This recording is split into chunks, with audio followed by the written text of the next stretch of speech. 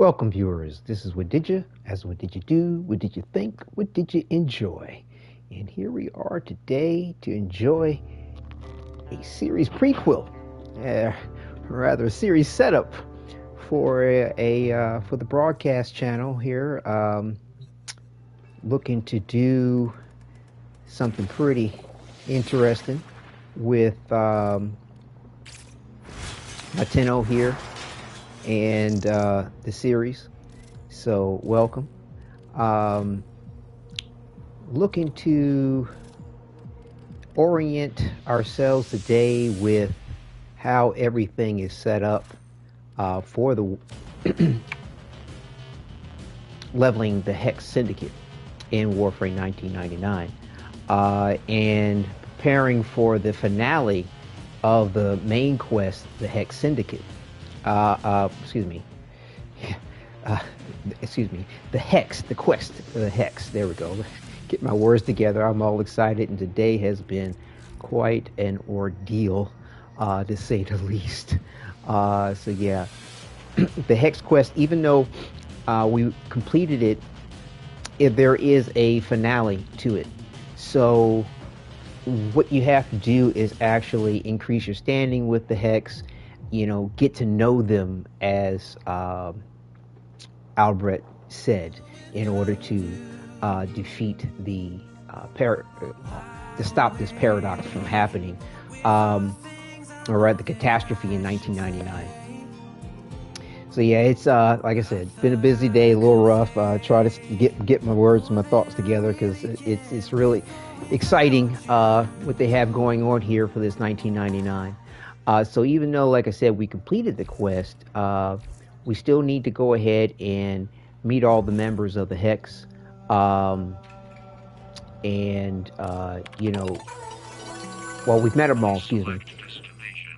We need to go ahead and build a relationship with them, get to know them, as Albrecht said, as I previously stated. And to do that, we need to go ahead and complete bounties. We have to go ahead and participate in the social chat with them, do some gift giving as well within this system here. So we'll double check in a minute, but typically there are like 5 levels to go up in the syndicate. So want to go ahead and take them to its end point. I think for the series point, I think all we need to do is get to level 3 and have our relationships at a proper point. So whichever, you know, we need all these things to take place. So we will go ahead and make sure those things are done within this series. And like I said, the series will conclude with the, I guess, true ending or grand, finale to the quest, where we look forward to seeing Tenno Wadidja here, myself, well, yeah, in the game rather, this, which is an interesting backstory to the reason why he's styled the way he is. But either way, though, my Tenno here will, and I call him Tenno Wadidja after myself, Tenno Wadidja will hopefully end the catastrophe, or stop it from happening, whatever may take place. I don't want to give any spoilers, but, as we saw at the end of the quest, like I said, I'll put a link in the description for the playlist and everything, but, it was really a joy to go through the quest, the Hex. So, let me just double check to make sure things are what they need to be on YouTube's end, because I tell you, sometimes it doesn't do like I'm thinking it should. But yeah, this is the look I'm going for at the moment to sort of continue with the series. Yeah, okay, we're up. We have volume, thank goodness. All right, I tell you, I haven't, like I said, I have this issue that I sort of make sure I'm preventing, that I'm actually broadcasting to YouTube, even though it says I am on PlayStation. I haven't had a problem with it on PlayStation 5, but I had so much experience with it on, I haven't had that experience on PlayStation 5 Pro. But I had that experience on PlayStation 5, and I just still go through the steps to make sure it's not happening. But yeah, so just a little backstory to how I'm going to proceed with the whole to save the Hex series is I want to go ahead and try to keep a degree of consistency with everything. And so, like, I decided to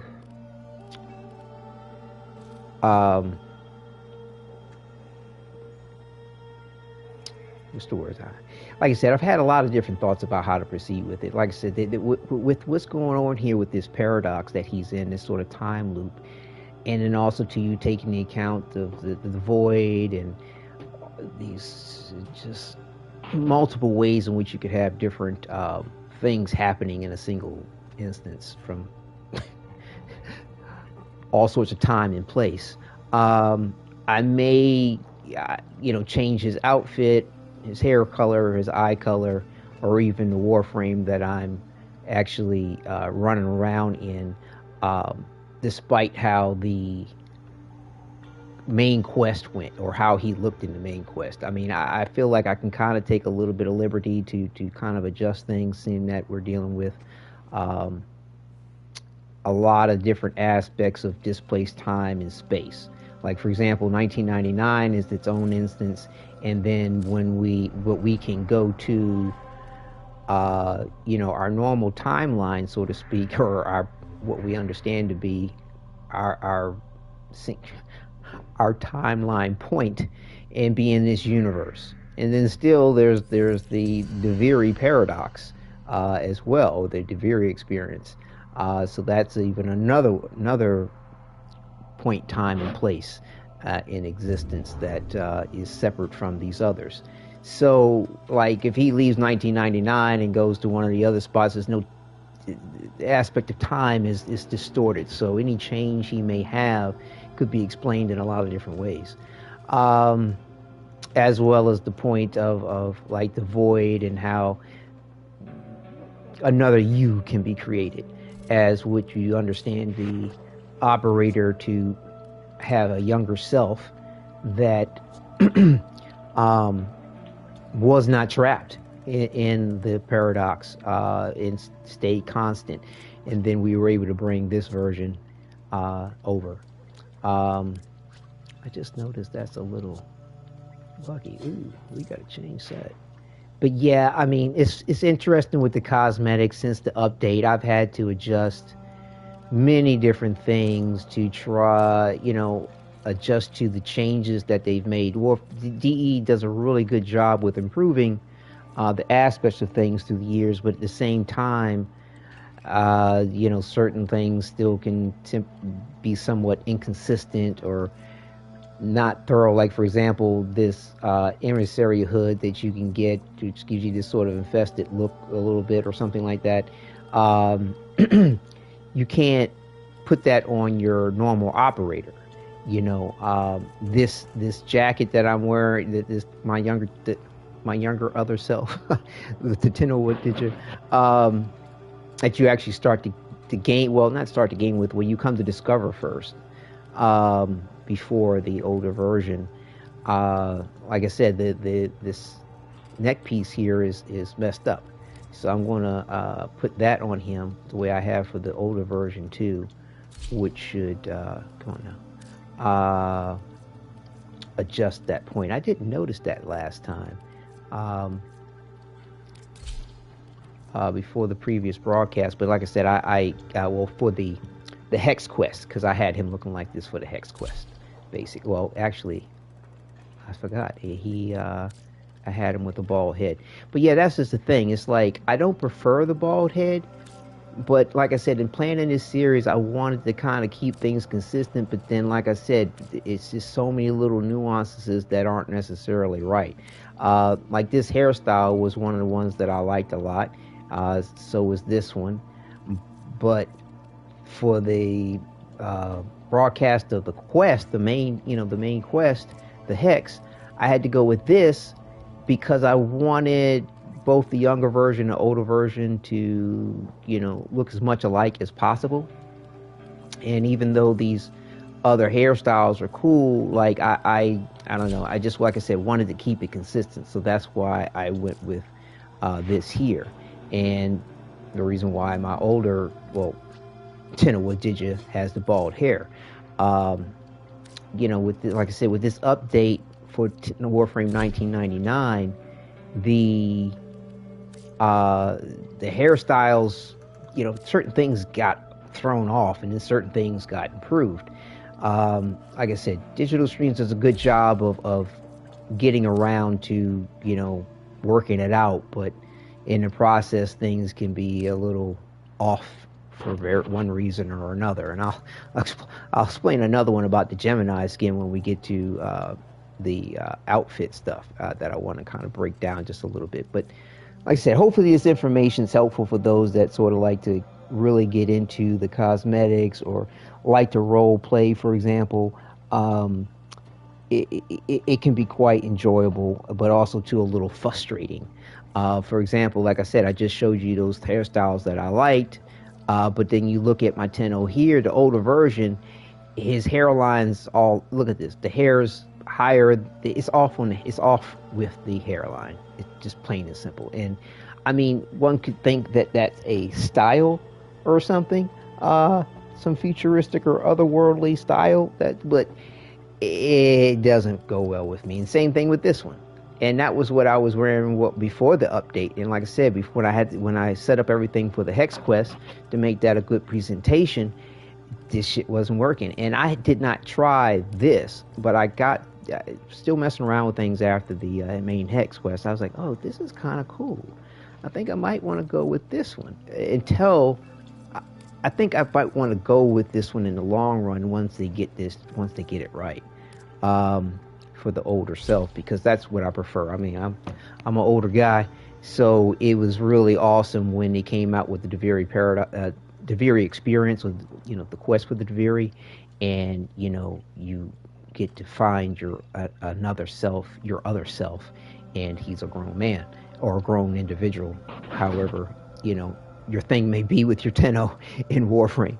But for me, yeah, that's so.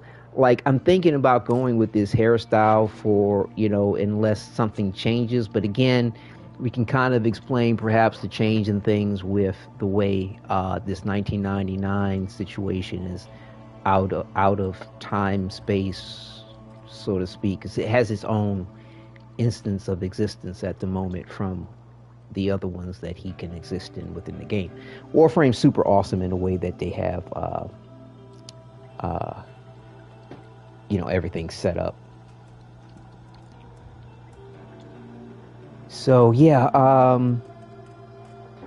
another thing that so I want to kind of go a little forward with this, because like I said, I like him with the short hair, but I think I like him better with long hair, to be honest, or hair on his head. Doesn't have to be long, depending on the style, but like I said,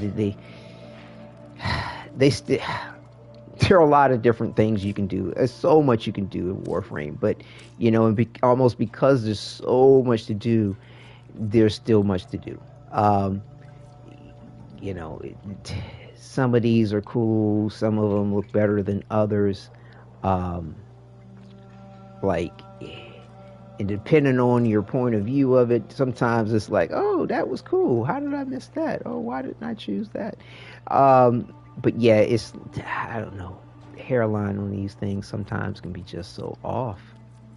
But, you know, luckily DE did address the point, and they said that they're going to be making some real, you know, adjustments to the Tenno and getting them up to par, far more in line with what you see represented in the Hex skins, I believe, as far as, you know, their level of detail and, you know, surreal look to them. So yeah, it's like, I like this hairstyle, but it's almost a little too poofy, lousy. I don't know. Like I said, they're all really cool. It's a lot of things boil down to a matter of preference, and you know, and if something's a little off about it, can you tolerate the point? A lot of times I get a little, you know, beside myself. You know, this is an interesting one too. but I'm not sure if I can relate to the hair texture. My hair texture isn't quite like that, and I don't know. I wouldn't like my son is a little paler than he is, and that was the reason why I kind of went with this skin tone. And my son's hair is, kind of wavy. Basically, I'm representing my Tenno Wadidja as some alternate reality future descendant of myself. There you go. That's a good way to look at it. So, various different selection choices that I have in my role playing of things will reflect that. But yeah, this is one of the new hairstyles that they came out with. This are the new ones, and you can see the quality of it is a whole lot more refined than this one even. And say another one I was sort of debating about because it's just too blousy. Like this one, it's good, looks good, but you can tell there's just been a different pass of or a level of detail and quality around the hairline.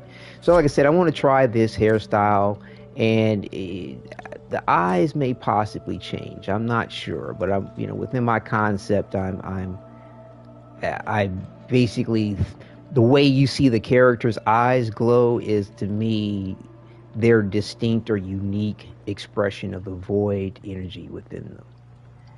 And for me, he has this, light of the sun, so to speak, this glow of power, and radiating this red, almost like this kuva in the game. That's a whole nother story too. But basically, everything sort of ties within the lore. But yeah, these things, like I said, it's part of the setup for the whole 1999 to save the Hex. And just my little breakdown. That's why I'm separating all this out in a separate episode to kind of, help people get into feel of the role play that I'll be enjoying in the experience of knowing the Hex. To, like I said, alter the events of 1999. So and like I said, with the outfit, it's interesting. This was, see, I may have adjusted, hold on. The outfit I had in the main quest, like I said, I could roll with that continually. Like, again, clothes can change, so I feel like there's a little bit of liberty I can take with that too, especially the way the quest went down. Everything kind of happened right behind itself. There wasn't a whole lot of change in time in which you might think he would change an outfit or something. But this was my favorite outfit before the update. But the thing is they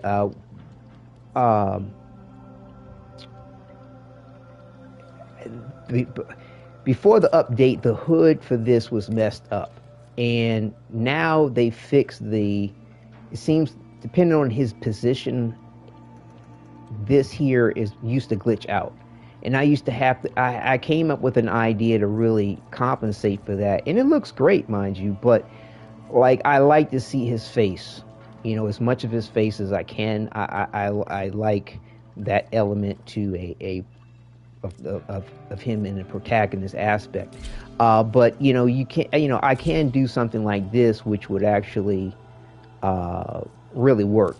Now, I'm kind of showing you these things because it's actually kind of important if you're trying to role play, because the thing is that when you do the quest in Warframe, they're still working these kinks out too. Sometimes when you go into a cinematic for the quest, it will remove all of your facial accessories, and sometimes even the hood to your outfit. So, like, for me, I like to see consistency in what's going on, and it's an aspect of my role playing. And so I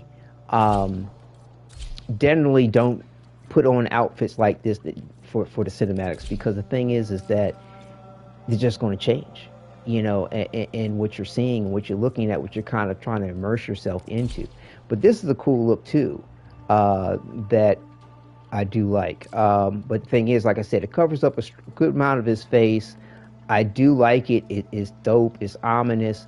But again, in respect to the Hex, the new Proto-Armor, I mean, Protoframe skins that we get to enjoy, I wanted him to kind of be more in line with what I do with Excalibur, of course, and how I'm going to run with Arthur, you know, using, you know, because he's the face of Excalibur as a Protoframe. He's the Protoframe, I believe they say Protoframe file name or batch type. That's right, batch type Excalibur is what Arthur is.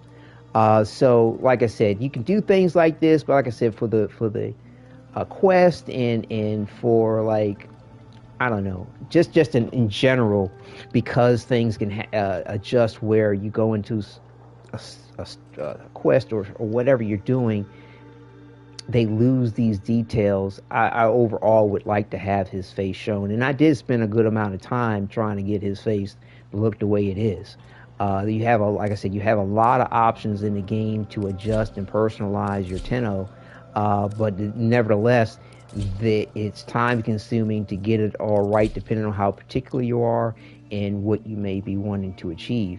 But, you know, as you can see in these lists, as I scroll through selecting things, all the different aspects of what you're seeing can, you know, as far as how they can be changed, is very, very awesome in the way that you can personalize your experience. Which is another reason why, like, it's interesting that digital streams went the route they went with the proto skins, and see, that's right, I had a Templar hood on.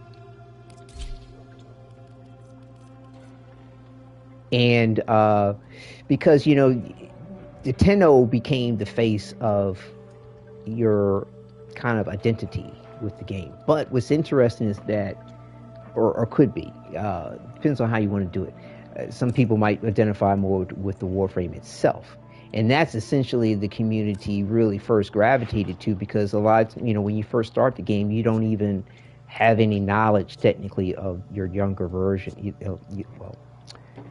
You're with your younger self. Then you find out about the fact that you are something inhabiting this Warframe, and this is your younger self. And so in the beginning, fan art was all over the place depicting Warframes with a human face, the way you see Arthur. And you know, now, in my opinion, I believe, you know, it's a great point to bring it into play. I don't know if it's DE's intent to compete with the First Descendant or to one up them. I feel like they do. Digital Streams has been one up in other games and competition like type games for a minute. You know, Red Dead Redemption came out with the horses. Digital Streams a little bit later came out with horses that can also fly. You know, so, you know, the First Descendant has a face to their characters, and you know, here Digital Springs now brings us a face to our characters. But yeah, so his outfit, like I said, is to kind of bring me more in line with that as we continue, you know, as far as the groundwork for the series. And so because I wanted to go with, you know, Arthur, Batch Excalibur, of course, I decided to... Hi, Amy. Good to see you in chat. Welcome. Yes, continue with this explanation here on my role play aspects for the series, and we're going to go around to the Hex members and just make sure everything's in a good place to go ahead and start the series as far as episode 1 is concerned.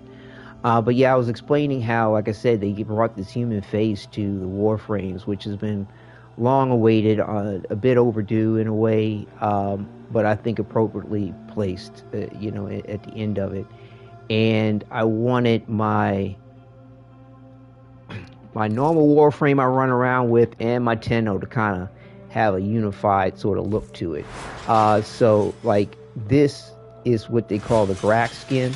That's actually a Tenno Gen created skin. In other words, Digital Extremes allows people to create their own custom skins based on the default or basic skins of all of the Warframes.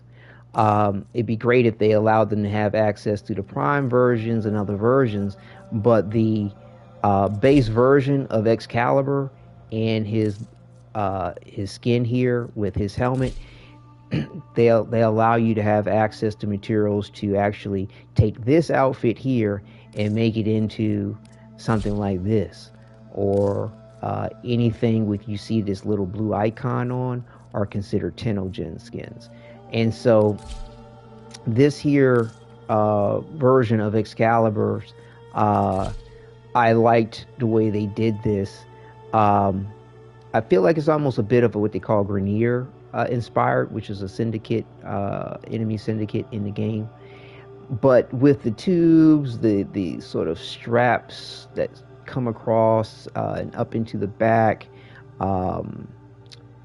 you know, the aspect of the helmet, just these a lot of tidbits that are directly related to Arthur's outfit, I felt made a nice transition from one to the other. Also, too, we'll be having our Atomicycle, this motorcycle we get to ride around on, and you can see in my banner, I'm, you know, former motorcyclist. I still can ride, just don't have a bike right now. It's 2-year-old son. It's not going over well with the wifey to have a motorcycle right now. But anyway,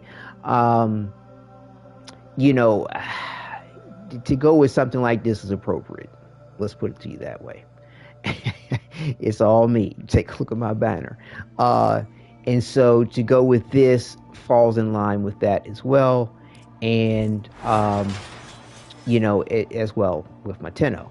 So just to give you a little display there. So yeah, this is what I would like to hope to continue the rest of the series with. I might make an adjustment to the outfit. You know, we'll see. I spent a good amount of time trying to polish it out because I didn't have as much time as I wanted to before doing the quest, because I thought that was going to be it and all with the quest. You know, boom, okay, get the quest, okay, then we'll go ahead and start our syndicate stuff, you know, raising up the Hex Syndicate like normal, you know, other things. But this, I believe, is the first time where you complete the quest and then there's a finale to the quest after accomplishing tasks like, you know, or raising your syndicate level. And I think that's super awesome that they decided to do that, because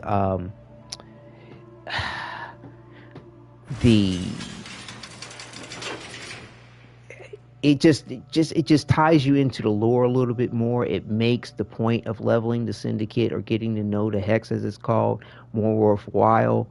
It's kind of cool that they allow you to do it within a shorter period of time than actually getting to the maximum level of the syndicate level. And they tied it in with this relationship building tool which is all in game. You don't have to go anywhere else for it, I don't think. I'm still looking into all the particulars about it. I don't believe there's an online component. I looked, I didn't see one, but hey, I could have missed some piece that said, hey, here's the link to this or something, so I'll double check. But as far as I know, it's all in game, which is wonderful. I can't stand the way the First Descendant does, Nexon Games does stuff on. You got to find out information 2-3 different ways, and there's events spread across their website. It's not self-contained in game, which, you know, for Western audience, at least for myself as a console player, that's what we're used to. Not used to having to go to web events, at least for me in my experience of stuff. But I hear it's a big in South Korea and other places too. And I believe some other games do it as well. It's just not things I'm familiar with, but it's very inconvenient. So either way, though,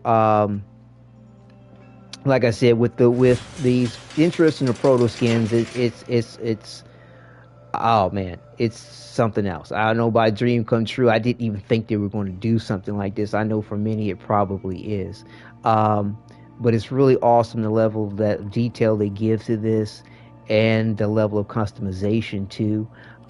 It's super cool how you can actually change Arthur's eyes with his energy color. Again, that's the expression of, like for me and my lore role playing of things, it's just how the individuals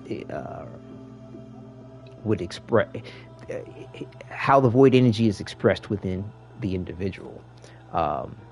So like for the moment, like I said, I have it looking different for Arthur and for, you know, my Tenno.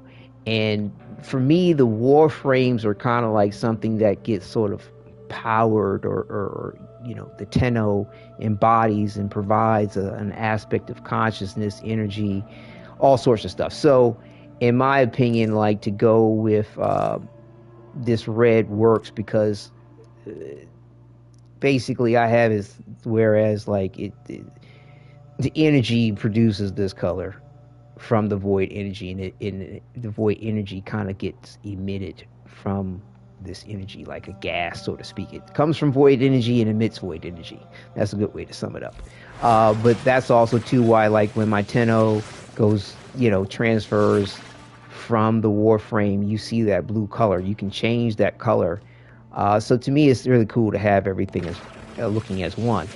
And what's great is that with these the skins, you get a gear, an emote, a lasting emote, where you can transform into each one of the hexes, depending on, you know, if you have that corresponding skin, you get this emote that comes with the skin. So, so at any point in time, my Warframe can become Excalibur, or rather, can become Arthur. Well, what kind of hellscape adventure are we on today? My Excalibur, my Grax Excalibur can become Arthur, batch type Excalibur at any point in time, which is super dope. Now keep in mind though, when you go, if I wanted to actually play as Arthur, I can do that as well.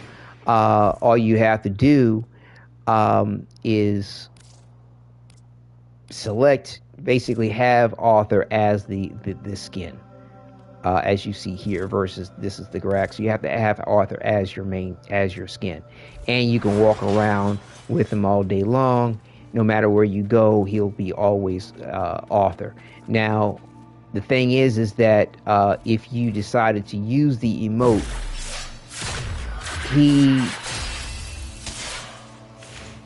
well, hang on for a second. I need to switch the build. Hold on.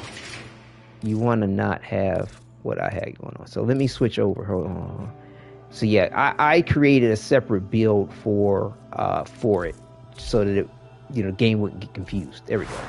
So yeah. So now when I changed to Arthur, he's just going to stay Arthur. Why is he switching to that? The game wasn't doing that before. Really? Yeah, see, this is the certain aspects of the game I'm still trying to get used to. It's like, this is exactly what I'm I don't know if they did a hot fix or not. But it wasn't doing that. He was just staying as Arthur, and I have no idea why. Well, I have no idea why he's doing that. Hold on for a second. Like, he really was not doing that. Let me.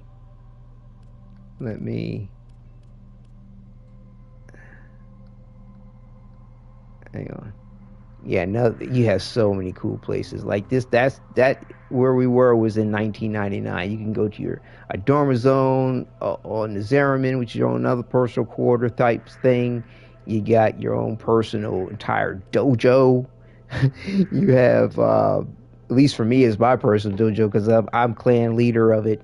I started it and I built it, so it's mine. And of course, you have also too like a camp on Earth that you can go to, which is here, and then you also too have your orbiter. It's so they have so many outlets for you to just chill out. It's just no, it's not funny. That is just super cool. And then you have a cave in Deviri. Like, anyway, I'm just trying to see if just get going out of that instance will fix.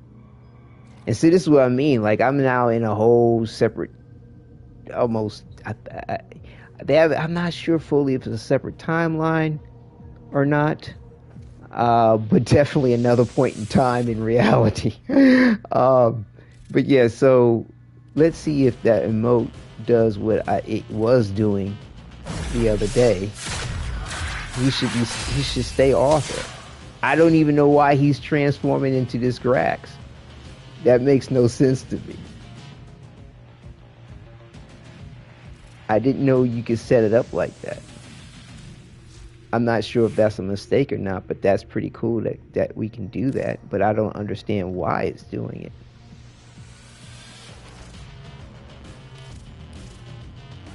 Maybe it's because it's my second option. Let's see. I think it might be because it's my second option. Is it going to change options? Will it go down the list? Let's see. Why is he here? I'm glad I'm capturing this on film. Because this is, like I said, these inconsistencies when I'm trying to plan out a series like this, you know, like to me they're important. And sometimes it can be a big time consuming to compensate for it. Like when I did my series for Marvel Spider-Man 2 before they made a lot of adjustments, it was interesting the way I had to kind of coordinate or compensate for the fact that, like, when you did a certain move, something happened that, you know, was out of place with what I was trying to show. Like, for example, Spider-Man was doing parries with his tendrils when you told the game, hey, I want Spider-Man not to look like a symbiote. And so finally they made it so that the tendrils could change it back to having mechanical arms. Anyway, so like I said, these are just particulars that I go through to produce something of quality that I would like to look back on and share with you all, the viewers. And so yeah, it's a lot of little care goes into it. But like I said, and also too, hopefully these things help you all too in whatever role play that you would like to do. But again, I think this is what I'm seeing take place here. Like I said, the other day, it was before I started the quest when I did a lot of the testing. I did some testing, then I did some testing afterwards. But bottom line is, up until I think yesterday, maybe the day before. All set. Service your weapons, my set. When I had Author equipped and I used the note, he stayed off it. And I was like, oh, okay, that makes sense. But lo and behold, Author can become a Warframe too. Wow, that's cool. That's cool. I was actually hoping that you could do that. I hope that this is not a bug and this is something we really can do. Here's another outfit that I like a lot too. But it's like, I bought like more spaces than enough to try to put outfits in, like, and I mean, so yeah, I get sometimes you gotta let some of them lie, and just put it on when you want it. At least that's for me, because there's a lot of cool stuff, a lot of cool fits. So that's the Excalibur Zato skin. That's another form that they, as far as representing how the mutation, the infested mutation, can mutate the human body, which brings me to another point about the hex skins that I'll get to in a second. But yeah, so this is like this is an Excalibur, but this is the way that the infestation mutated the human body essentially into this. I mean, to me, I feel like Warframe has borrowed so much from, oh my gosh, pretty much you named the great sci-fi fantasy epic, and I feel like they've taken something from it. You name the myth, the lore, the legend, cross-culturally that has significance. I feel like they've taken something from it. You know, as the namesake Excalibur, you know, I think I might put that up somewhere, man.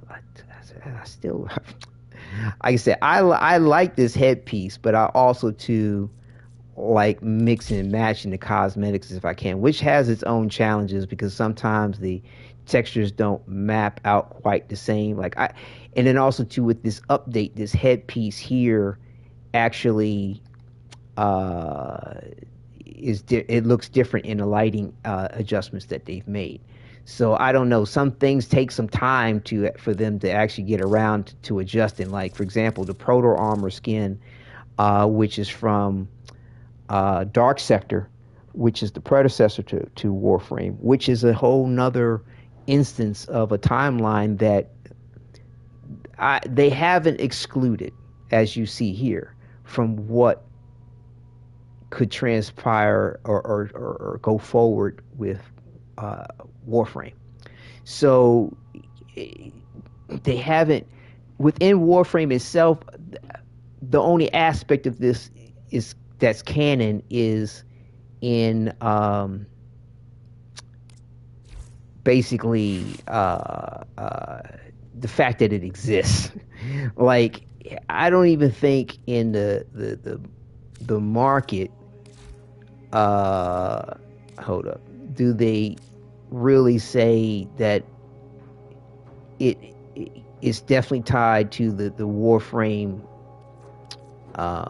ethos, universe, paradoxical as it may be. Hold on. And what's funny is when the Proto-Armor skin first came out, it was only available once every year. And it should be available all the time. Right, here it is.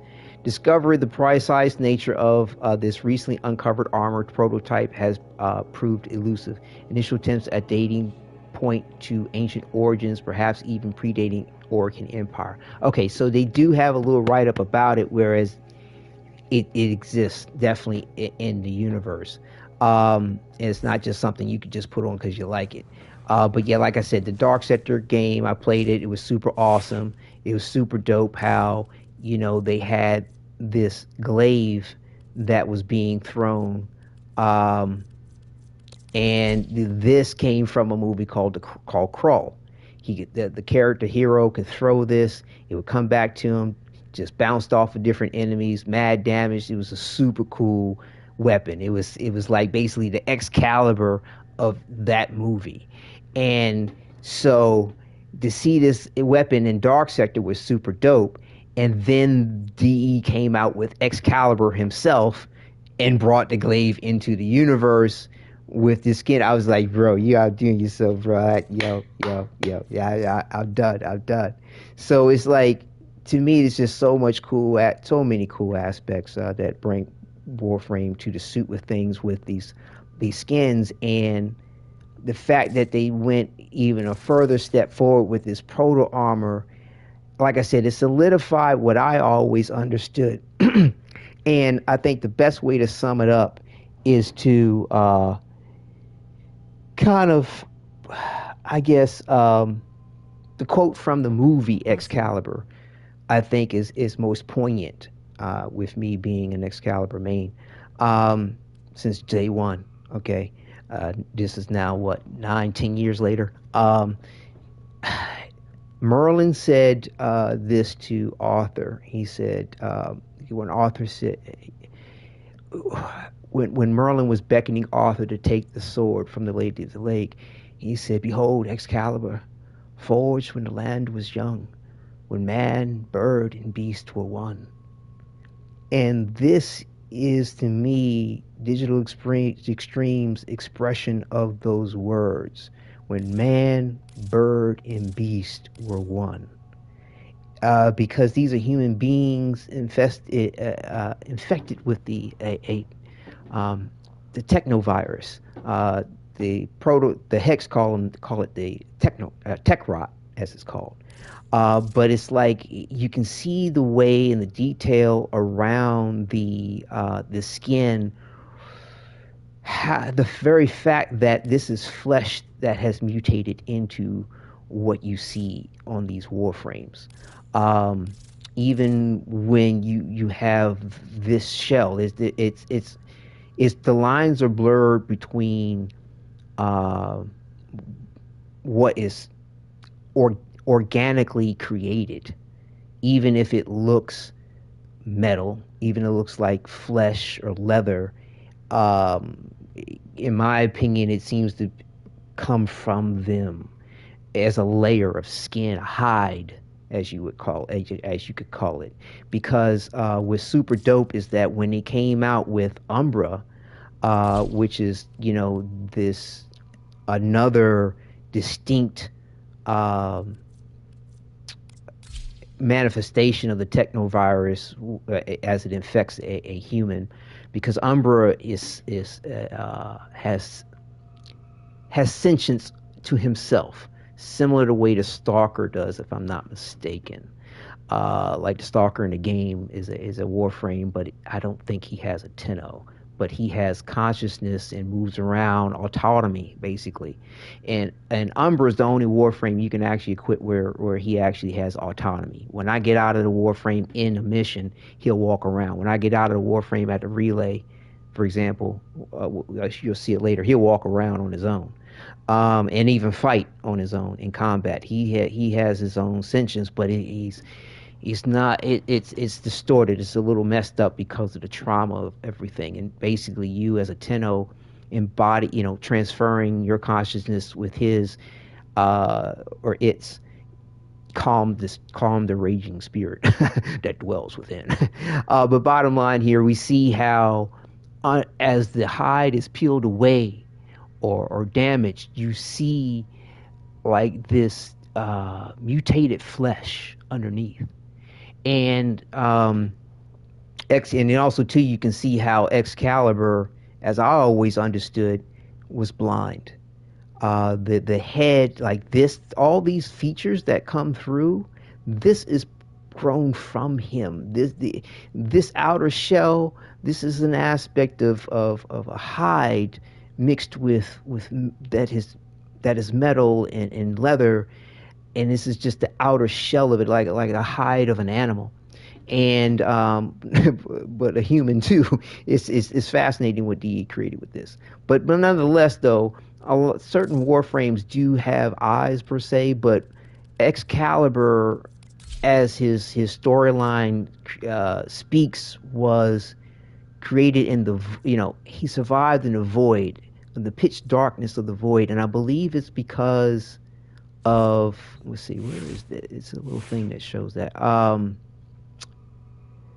he was blind, and that he uses, I believe, this thing on his forehead as a sensory organ to fight the infestation. I thought there was a quick way to get into that. It's like this little explanation story thing. Here it is. I think this is it. No. Gosh darn, I haven't referenced it in so long. Here, I know where I can go. But associated, back to the point though. So yeah, Excalibur is blind, and as you see, and I'm telling you all this because it all comes back to the proto skins as well. Like, it's all tied in. So yeah, this right up here, the sentience of one, they have turned our weapons, our technology against us. The more advanced we become, the greater our losses. The war was over unless we found a new way. In our desperation, we turned to the void, the blinding night, the hellspace where our science and reason failed. We took the twisted few that had returned from that place. We built a frame around them, a conduit of their affliction, gave them weapons, the old ways, gun and blade, a new warrior, a new code. was born, these rejects, these Tenno became our saviors, warrior gods, casting steel and fury, striking our enemies in our way, in a way they could never comprehend. Excalibur was the first. I forgot where they mentioned about him surviving in his pitch darkness. Maybe it was an old write-up or something else. I'll try to figure that out. But nevertheless, though, you can plainly see he has no eyes. You know, many of the Warframes have different sensory organs other than eyes to do whatever it is that they do to see and perceive the environment. So, like I said, and then, you know, Excalibur has like these sort of fins, basically, almost like an aquatic animal.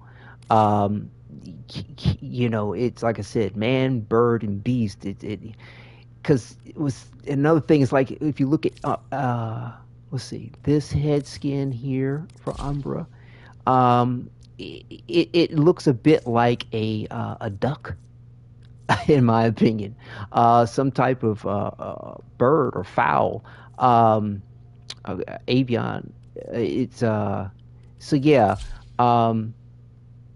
Like I said, this is my best interpretation of understanding the lore and how it all comes together. So, like I said, they tech rot basically infects them, and they mutate. And what's great is you can see this a lot more clearly on the other proto skin for Aoi, I believe. So is it Aoi I'm thinking of? Yeah, it is. So like, let's see. No, hold on. Yeah, here we go. We'll pull out the Parazon so I can show you the detail of her hands.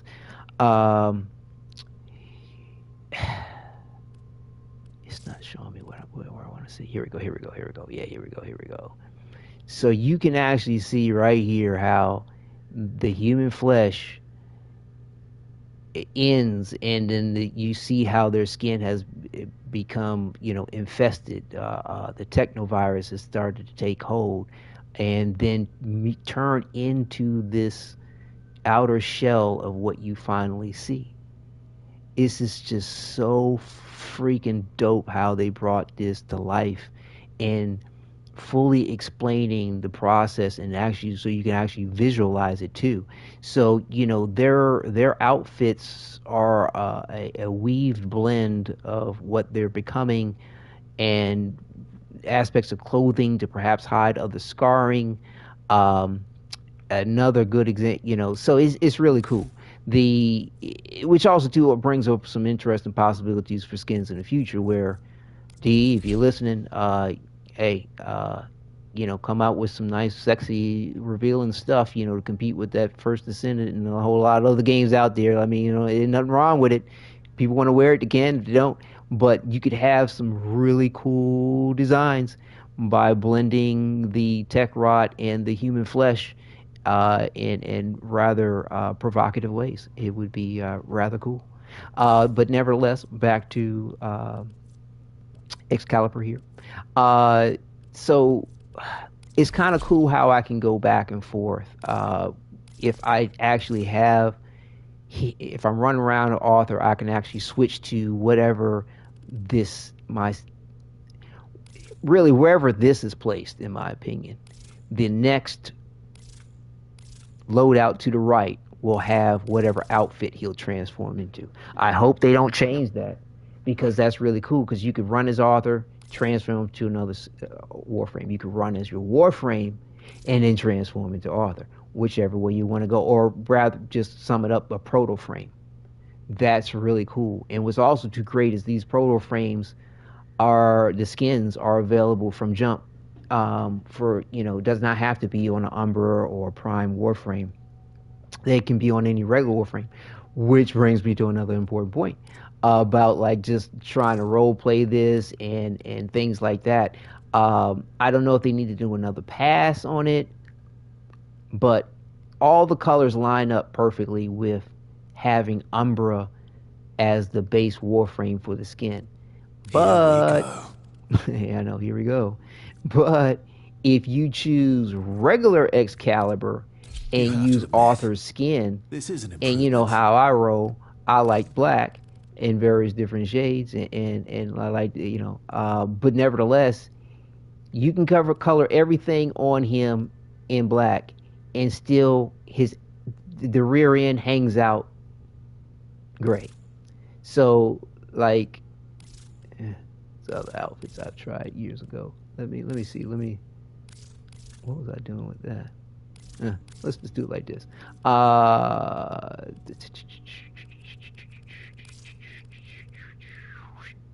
We're gonna put the Arthur Gemini skin. We're gonna put that on for whatever. I want the Nyx new skin. Yeah, that Nyx skin is hot. It's hot. Welcome, Finesse. Good to see you in the chat. Like I said, explaining my role play, breaking down some interesting tidbits that I have to go through in the process, but it ties to everything that one would possibly want to do with fully enjoying the game, in my opinion. But yeah, so when you switch over to, like I said, if you were to put the skin on regular Excalibur, let's do it. Trying to make sure, trying to take certain things off so it's not in the way. Like I said, the colors don't remap the same. I don't know why, like you can't change everything. And I want to check to make sure there was nothing wrong with the first loadout. I've even seen little bugs with DE's engine. Like I said, they built it from the ground up. This is all theirs. Mad props. But yeah, sometimes you'll have some weird things go on, like one loadout slot might not hold the colors or accept the colors or something you're doing the same way another one would.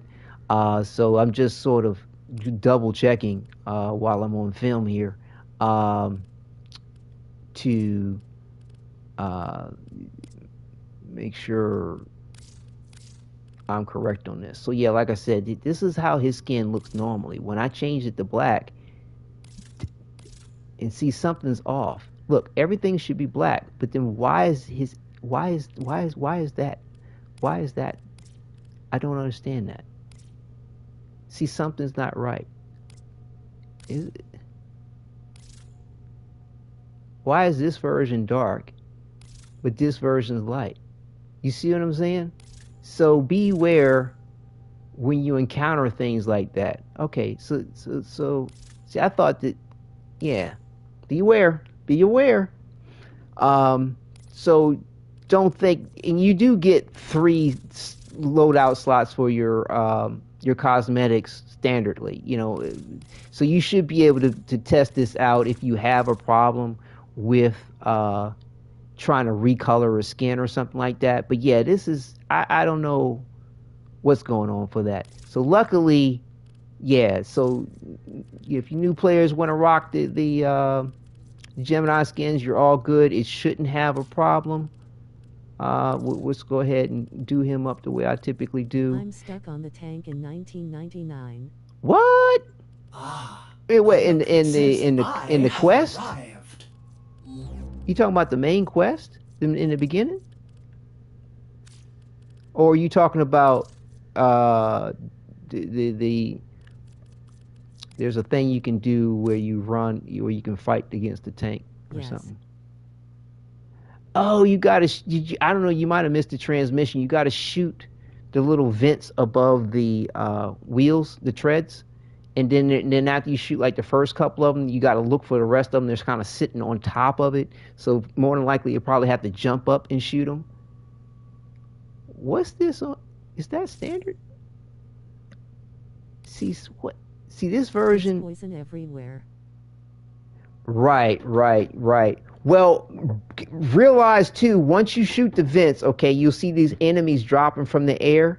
I didn't realize this was a thing, but you gotta grab, it's in my footage when I covered it. You need to pick up these bazookas that the enemies will drop. Just pick up one bazooka. It's like unlimited ammo for whatever reason. And you can then shoot the tank with the rocket launcher. That's what you want to do. Okay, because I messed up like that too, and I pre-recorded it because I kind of really wanted to enjoy it, and I wanted to kind of cut things and edit and make a nice little production of it, for future viewing and for you all the viewers to share and enjoy with me too. So, but yeah, I died once. Why can't I select the back wrist sickle? Yeah, something's weird. Oh, here we go. I just wasn't selecting it right. So yeah, I died once. Yeah, I edited it out of the sequence and kind of spliced it together creatively. But yeah, the poison and everything was fucking me up too. And I was like, what? How's I'm doing so little damage to the tank? This is supposed to be level 40 something. It's just that you're not realizing the mechanic. You gotta grab the bazookas that the enemies drop. But yeah, so like I said, you can, if you want, take advantage of these little idiosyncrasies every so often. And it's not all over the game. It's just in a few little spots. But through the years, they have them from time to time. But they do eventually correct them. Nevertheless, realize that if you do take advantage of an inconsistency, it may not always be there. But this is one of them with Excalibur's skin here. So this is what it's supposed to look like. And as you can see, all the colors map the same the way they did for my Excalibur Umbra. That's the way it used to be. All the colors did always used to map. But this, I don't understand this. Why are the hands gray when I've colored everything black? And really, I kind of like this adjusted to that. I can get away with it. Well, actually, what is this adjusted? Wow. Hold on. Which one? That's that one. See, at first I was thinking that these colors were mapping differently than they did on Excalibur Umbra for some odd reason. But no, we're good. Yeah, we're good. But yeah, because the material is already dark, I can lighten this up to highlight the metal looking aspects that he has manifested, which I swear it's so awesome they did that, which brings you straight over here, bro. It's like, yo, this is the Proto-Armor. Oh shit, you got that, yo. All this manifesting the metal look from that. And like I said, it's an evolution thing. This to is exactly what I'm trained for. Regular Excalibur. It was just super awesome. Hold up. But hold on, let's do it like this so you can see what I'm talking about here.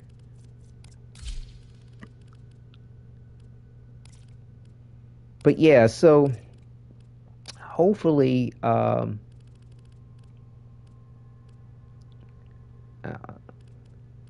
want all that on them. Yes, I love the versatility that you have with this, but my goodness, you gotta go through there's a lot you can adjust, so therefore it's going to be time consuming to do one thing or another, and heaven forbid you're particular like myself in how you may want something to be. But I mean, I don't think I'm alone with the audience of people who play Warframe, because I kid you not, the time they spend is incredible in what they can accomplish and create. It is just phenomenal. It's for decorations included. Like, they can make this whole orbiter look like anything they want with the decorations, the way they can combine them and merge them into each other. Either way, so it's like I said, it's really cool how you go from this to this. Excuse me. It's this to this to this. Right. In the evolution of Excalibur's, the Excalibur Technovirus. But yeah, in the game, this helmet, the character had a human face, by the way. His face was human. And this was a helmet that was available to him at the end of the game. Like, he finally got the whole outfit or something like that, I think. I can't remember full details. But It's been so long. But bottom line, his flesh actually was mutating in this way. It was just so cool what they did with the game. It's so cool. It's so cool. And now what they've come out with this. So yeah, so I don't understand this part. I don't know what's up with that. I don't know. I'm thinking that somewhere along the way they need to do another pass with, I guess, base Excalibur. Ready to ride. I don't know. Let me just double check. Maybe it's a thing, a loadout thing again. So like I said, these unfortunately the little particulars and the time consuming issues that I go through trying to get some things not just right for myself, but also too for you all, the audience, in producing this segment. But like I said, this was important to me because I'm going to be running around in the series, going to the different Hex members to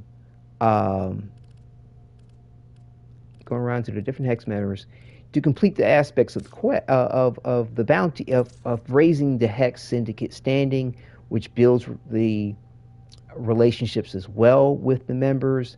And like I didn't want to, for whatever reason, I could interact with Arthur at the Höllvania Mall, the NPC Arthur, with Arthur, as if this Arthur is another version of himself. Very possible I may do that. I'm teeter-tottering on that. Put it this way, if I'm transferred consciously to Arthur and I interact with the Arthur at Höllvania Mall, I'm not going to be worried. Put it that way, because I got a little explanation for that, which is right and ties into everything that DE has laid out for you to take advantage of. But it seems like it's a loadout glitch thing that's kind of buggy. As to the reason why certain parts of Arthur's outfit doesn't change. At least that's the case for this particular proto skin. Like I said, I'm sure D's gonna make a balance pass. Have no fear. Because they understand that their quality also too reflects the amount of attention and care and money people want to spend towards this game, and time spent. And like I said, they have a very good structure in what they do and how they price things. And like I said, I hats off to DE. Truly is. So yeah, so double check your loadout sites. You'll have 3 of them. More often than not, from my past experience, and as you just seen me illustrate here, there's 1 out of the 3 base ones you get will be okay. By some chance that's not the case. You could buy a 4th one, but to me, I've never had a problem where all of my loadout slots, as far as my cosmetics are concerned, were bugged. So just pay attention to that fact.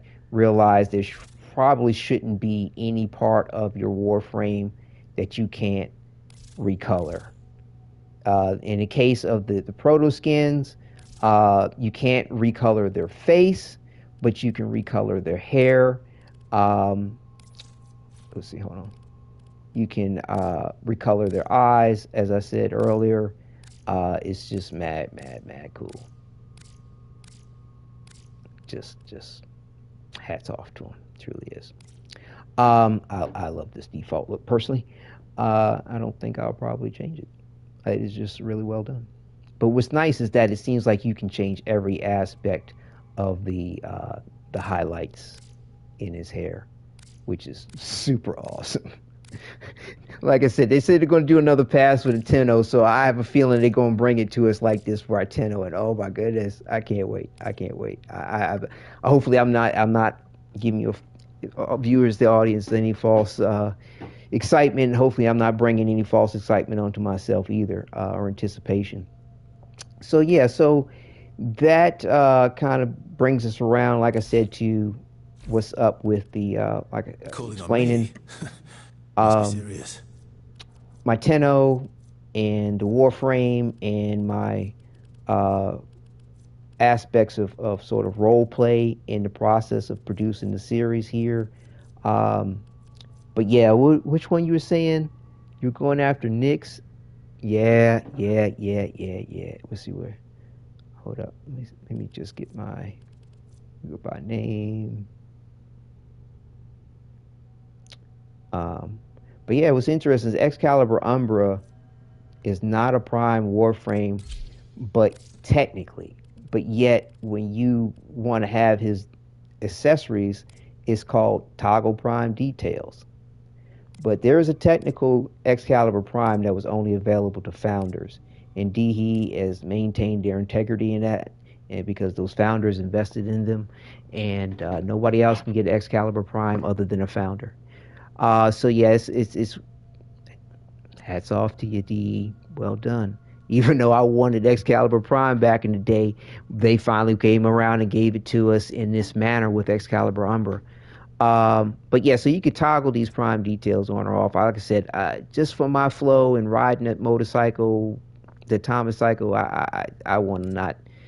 As much as I love the loincloth, I love a loincloth, this whole look is dope. But yeah, it hides a good amount of detail throughout that is just too choice to give up right now.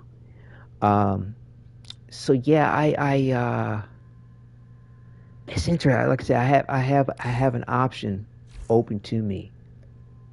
That's pretty cool to be able to run as my Warframe or run as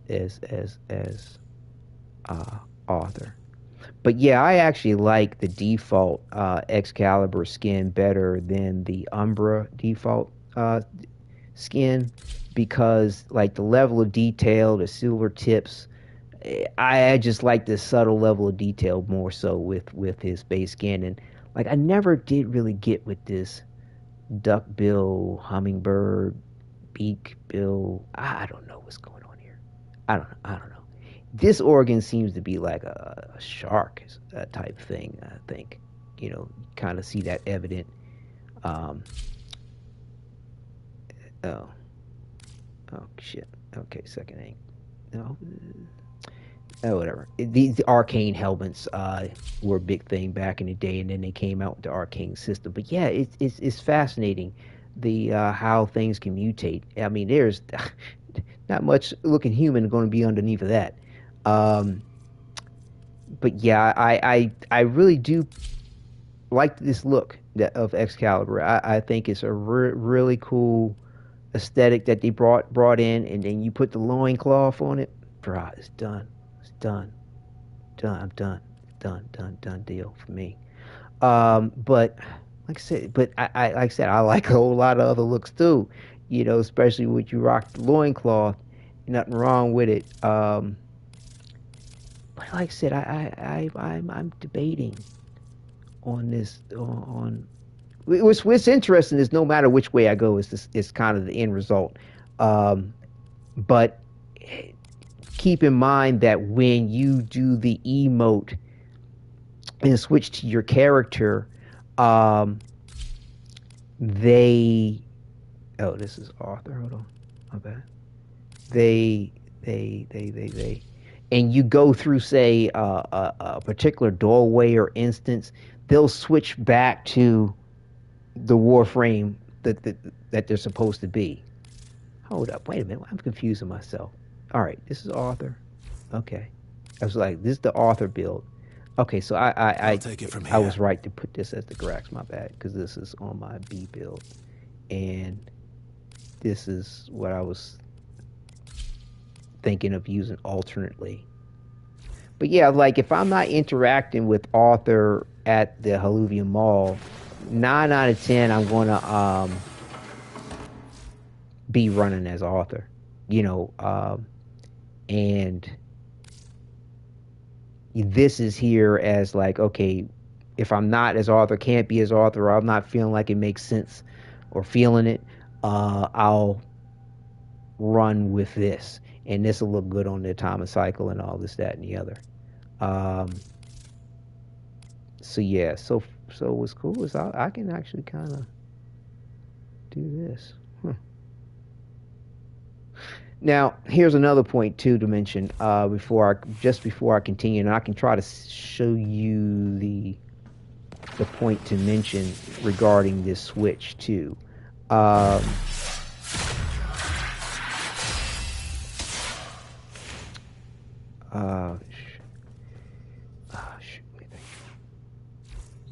Right. So if I go to, hold on, let me switch. Wait, which one am I? Let me keep my thoughts straight. So I'm author. Let me switch over to the Grax.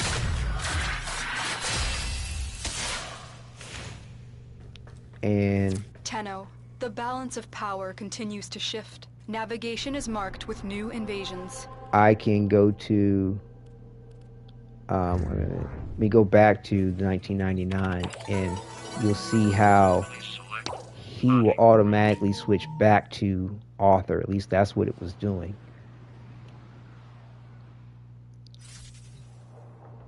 Now, I do believe if you don't have anything equipped in your second loadout slot or cosmetics, he'll probably stay as author.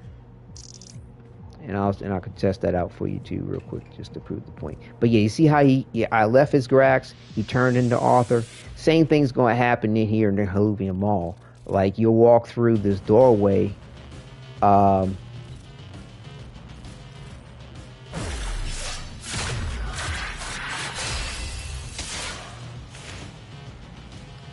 Yeah, so like I made the switch.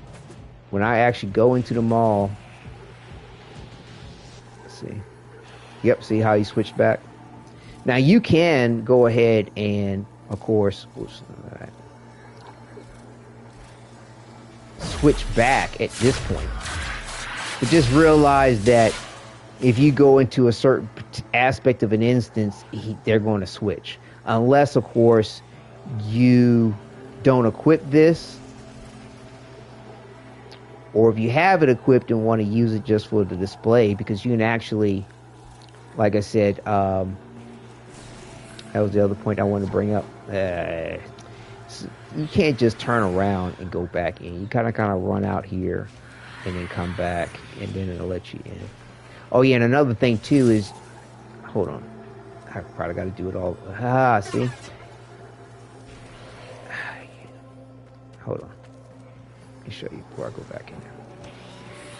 You can, if you want, also too, takes a second to trigger. You can run around in the mall as your Tenno. So you could deal with everything and all the interactions, and that was another thing I was going to do too, to just, so you see how Arthur's running around? That's because he's Umbra. So he has autonomy. I love it. So anyway, so yeah, I was thinking about just running around in the mall as my Tenno, but the more and more I think about it, I like having Arthur here too. Even though may interact with the other Arthur, or other Arthur may see him as this other instance, other him thing, in some, and you know, because they do have cryo shits, preservation type stuff all throughout Warframe in different ways. So yeah, and then. Yeah, so you could write it into the lore for the role play if you want. So let's go ahead in here real quick, but keep in mind, if you do run around as a Tenno, he's gonna pop back into the Warframe, or the Protoframe in this instance, Proto-Warframe, whatever. He's gonna pop back in, or transfer rather. When you go through something, or doorway, or a particular instance, which to me isn't a big deal. It's not much of a big deal per se as having a skin on that you may not want if you're role playing for the situation. But just to prove this point about, like, oh, okay, well, I got that cool emote, I love the effects, but I always want to stay as author. Let's see here, I'll show you. I'm quite sure this is going to be the case. Here we go. And now that I think about it, maybe this is the reason why he kept changing back to Arthur. Because I was testing some stuff out and swapping around, trying to figure out what I wanted to do. And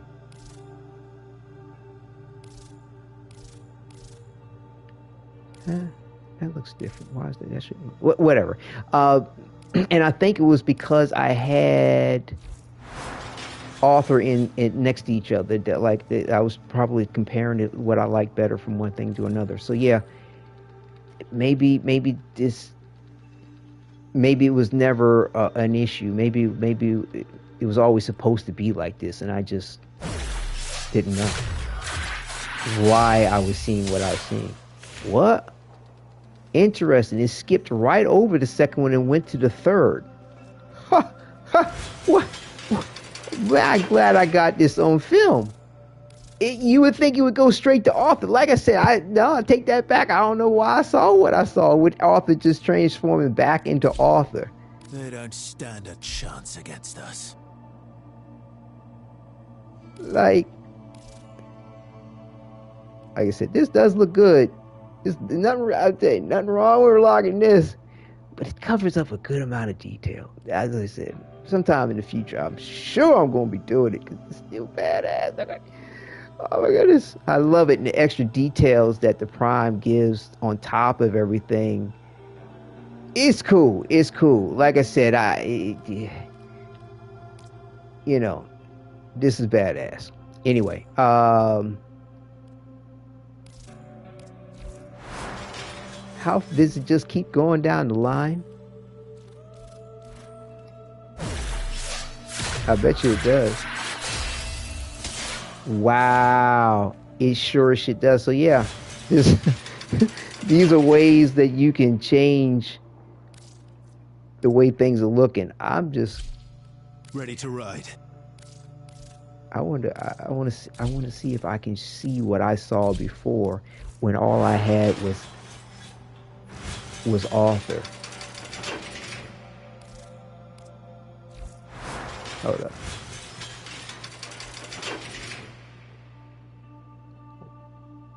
Damn. See, I like to mess with colors too. Do not mistake the point. Yeah. Anyway.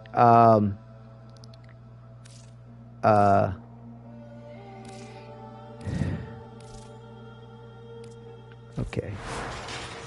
Let's see what it does. I got every single loadout with author. Where does it go? Ha ha ha! Stand a chance against us. Where did they come up with this? This is that glitched version that I showed you when I was looking at standard Excalibur with the pale gray ass. Wow. Why does it do that? Oh my goodness. Man, I don't think it's supposed to do this. I don't think it's supposed to do this.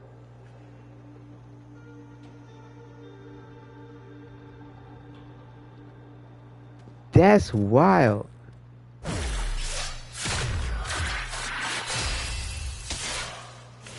Ready to ride. Huh? Oh, that was that. That's what it is. That's what it is. That's what it is. You can set your transformation. That's what I remember now. I had forgotten about that point. So yeah, so with your Proto-Armor skin, hold on. Let me go back to the beginning and I'll show you what I mean. So, all right, chose author. Let's see. Right. So I'm going to go ahead and transform into author. It chooses this. I'm going to go back to... Yo, hold up. Hold up. Hold up. You're not just getting... You're not just getting a different skin. Roger. Well, shit. Standing down. Let me get my words together. You're not just getting a different skin. You're getting a different version of it. It's I don't know how, it is a bug in the game because I think. I don't know what's bugged now. I'm confused. Because if you look at this, if you look at his skin, when I go through all this, look, he's got green on the straps. He's got red on the glove. This is his outfit that you see. Where can I show you this? This is his standard outfit. But what's funny is, hold on. Right. This is his gray outfit right here. But look at the thumbnail. It's gray, it's green too, but yo, y'all saw the thumbnail makes that look like it's black, but it might just be the lighting.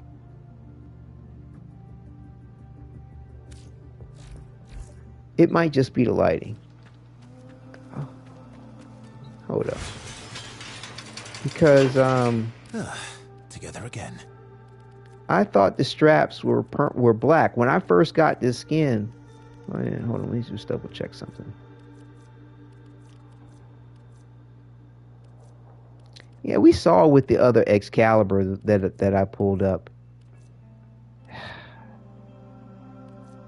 He had, like, isn't this all default? This is all default. He's got black straps. That's colored. Okay, here's another one. Let me. We know this one's a little trippy on the glove. Yo, his straps are a whole different color. They definitely need to do a balance pass on this outfit, because I don't know what the actual color of the straps are supposed to be. And matter of fact, when I was changing his colors, for me, I didn't even notice the strap color changed, because this to me seems like the correct version, because this here allows me to change every color of this outfit except for the straps. If you notice, there's nothing highlighting on any of these straps. I personally hope this is the default, because you know me in black. But it would be nice if they did allow you to be able to change this accent piece. That would be dope. I wouldn't mind doing it all black with a nice tan or something like that. That would be fresh. You know what I'm saying? Similar to how these gloves have this tan on there. I dig, you know. But regardless, though, I hope they do square it away, and hopefully I'm happy with what they do at the end of it. Because I'm telling you, sometimes they can get it really funky before they get it right. But yeah, I personally prefer the all black, as you know, because you could kind of work with anything with that.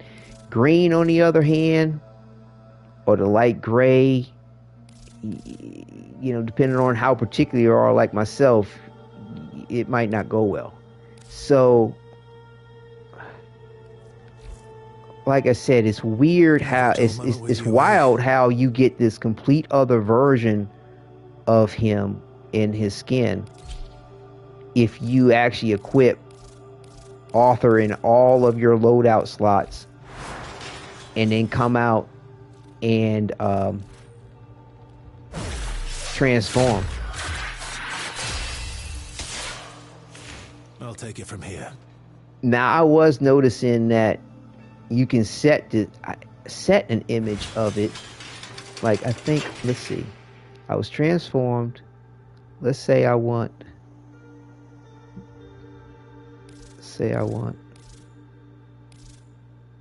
that one. Just curious. Yes, I came out looking like this. See what I mean? You can set your second image of your it doesn't have to be the next one over by default. That's right. Like I said, I've just recently discovered a lot of these things, so hopefully you all follow along as I subtly correct myself in the explanation. So watch this. I want to switch back. Never a tournament with you, eh? What? It wasn't doing that yesterday. Like I said, I'm seeing things I haven't seen before. You have to admit, this is an improvement. Now he's staying. See, this is now. I'm glad I'm seeing this. I have it. See how he's staying as author? He's not even switching back yet.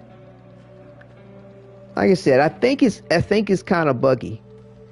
But yeah, this is the look of the outfit that you see Arthur running around with in the quest and in Höllvania Mall. This version right here. And it seems like the only way to get it, if that's what you want, is to kind of glitch into it. I guess this is glitching. The game's glitching, I think. I don't know. Like I said, this is very, very new. I do not know what DE originally intended, but I think this is a glitch to get him into this, his trademark cover poster boy look, basically, that you see him running around with in the Höllvania Mall. Let me see. I just want to double check. I don't want to interact with him. I'm hesitant about doing that right now because of the well, actually I already interacted with him. I actually included that in my in the end of the quest, because he actually stated something about the quest and I didn't know if he was going to repeat it. So we should be okay to actually go to him. Right. What do you need? Yeah, he's not going to say anything new. Yep. Look at the outfit. Boom. Later then. Now let me show him himself.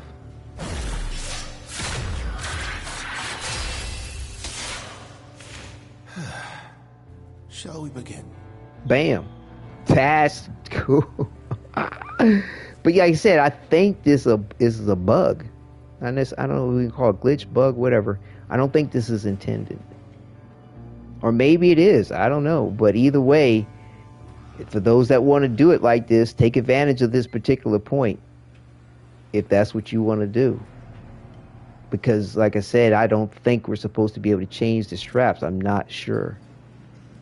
And I noticed that the Nyx skin, I think it's Nyx. Let me see which. Let me figure. Double check to see which one again.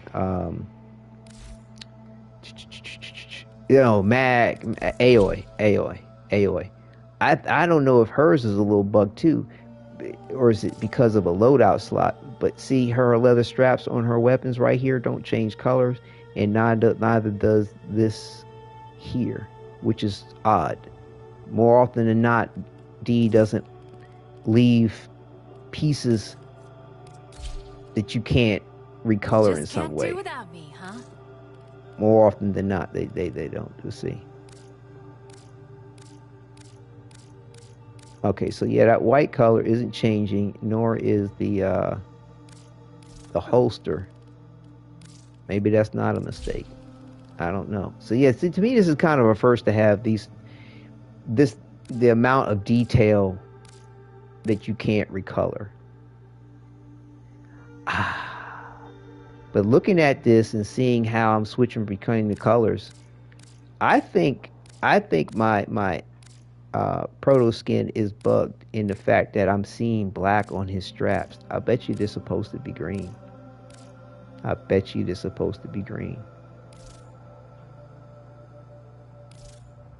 Huh? You see what I see? Straps are black. The straps are green. I don't know if they did that on purpose. If they did that on purpose, that's really nice. Simply because people could at least have the color black, which would go with other things a little bit more freely, in my opinion, versus this green. But the green does work with the other accents that, or aesthetic points that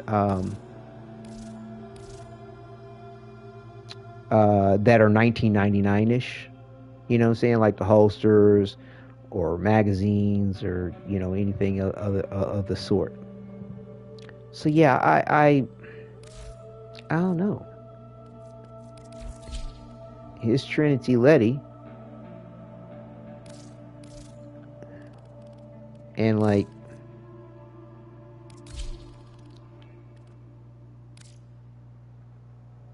There wasn't anything on her skin that I couldn't change the color of.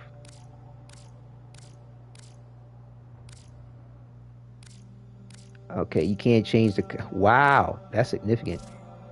See how I can change the color of the boots black here? Can't change the color of the boots over here. I mean, the boot itself, you can change the sole. And maybe they did this on purpose to give you options, which would be awesome. Oops, hang on. I mean, we make a good team. I like to call this with a happy accident. Well, it doesn't seem to be endless as far as the recombinations or the options they give you. They seem to give you two options. Black. Shit, just changed. I mean, fuck. Black or default color. I think that's what's up. At least that's how it appears over here. But again, yeah, I feel like they might need to do some balance passes to rectify the situation. Hopefully it's going to be something that's going to be pleasing for everyone. And hopefully no one gets their heart set on one of these versions. I kind of am, in a way that I prefer the black straps for my taste, but I think I can work with the green. I mean, you know, like I said, it does complement the other. There's no metal. I like to kind of give the metal silver look, but am I pressing the wrong thing probably? But yeah, I think I can work with it. These are gloves. Did I ever change them? Oh, this one. Huh?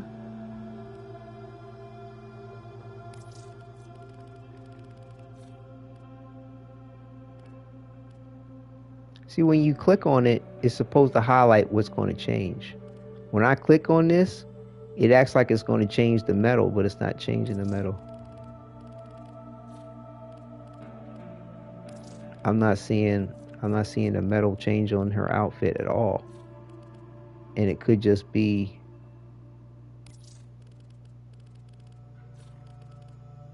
this loadout slot.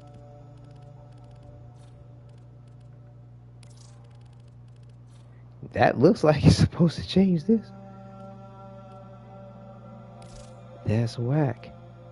And see, none of these colors change the metal on this either. It's supposed to be this color right here. Yeah, so at least, well, that's not bugged across the skins, I don't think. Yeah, the metal work isn't changing. That's interesting. So yeah, I mean, you know, like I said, they give you a lot of freedom at the same time. Sometimes within that freedom, you can be a little lost as to what to do if there's issues like what I'm just showing you here with these Gemini skins. It may not be an issue, could be a happy accident, but the other subtle issues are, okay, well, certain colors or things that I'm used to adjusting on a Warframe to make them look different, I can't do. But then there's other things I can do, you know. Yeah, it's up. Yeah, definitely take your time, enjoy it. It's definitely to be enjoyable. Nothing enough to complain about. It's IT09. It's nothing to complain about per se, because I know they're going to do something about it, so I'm going to hold my tongue on whatever element to possibly complain about. Wow, I'm just noticing his right arm is actually cybernetic. Interesting. I mean, his left arm, right in here. Wow. So yeah, like I said, his Proto-Armor scan, you can do the same. Ash Noble.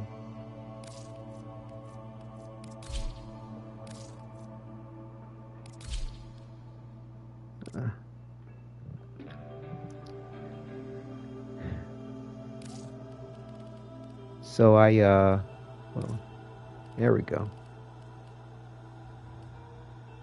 Oh, wait a minute.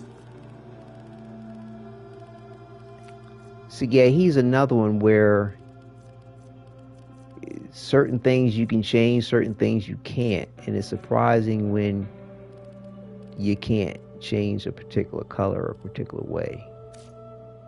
So everything I have here, except for the accents, which is just for the metalwork, is supposed to be black. But then you have all these other colors here that have not changed, including his hat, his spats on his shoes, and the other leatherwork. Well, I mean, I don't know. What can't be changed seems to be consistent. His scarf, the fur around the collar. What is what developers giving fur collars to black characters? I don't understand that. Like the first Ascendant did that with their new character Keelan.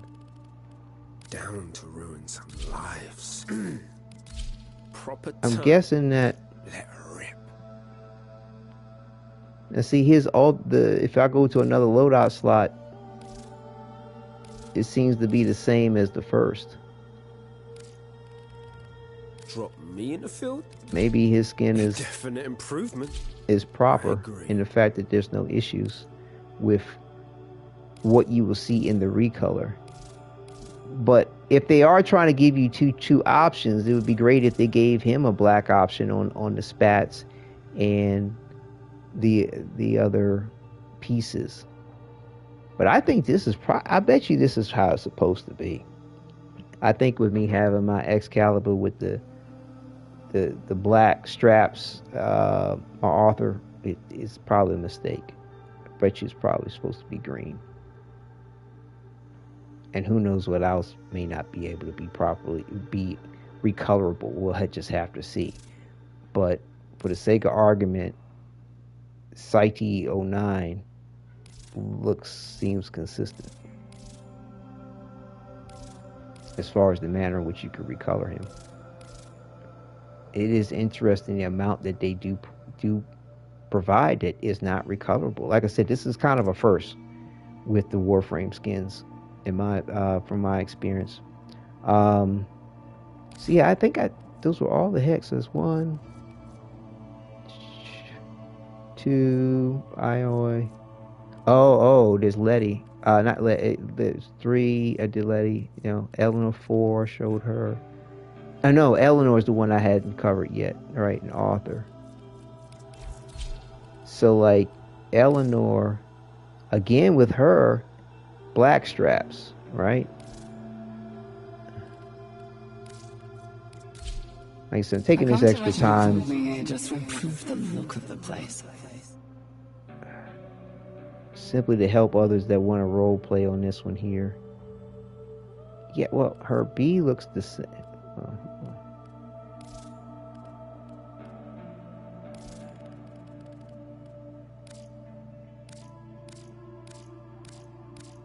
Yeah, her B looks the same. Everything's recolorable. Or rather, second loadout slot. Oh, hers is messed up like, oh, look at this. Hers is messed up like authors. There's something about the code. Now, I bet you, I wonder if this is going to happen again with her. If I switch over to her. Using her. How might I be of service? There's her. There's what her skin looks like in. This is what her skin is supposed to look like.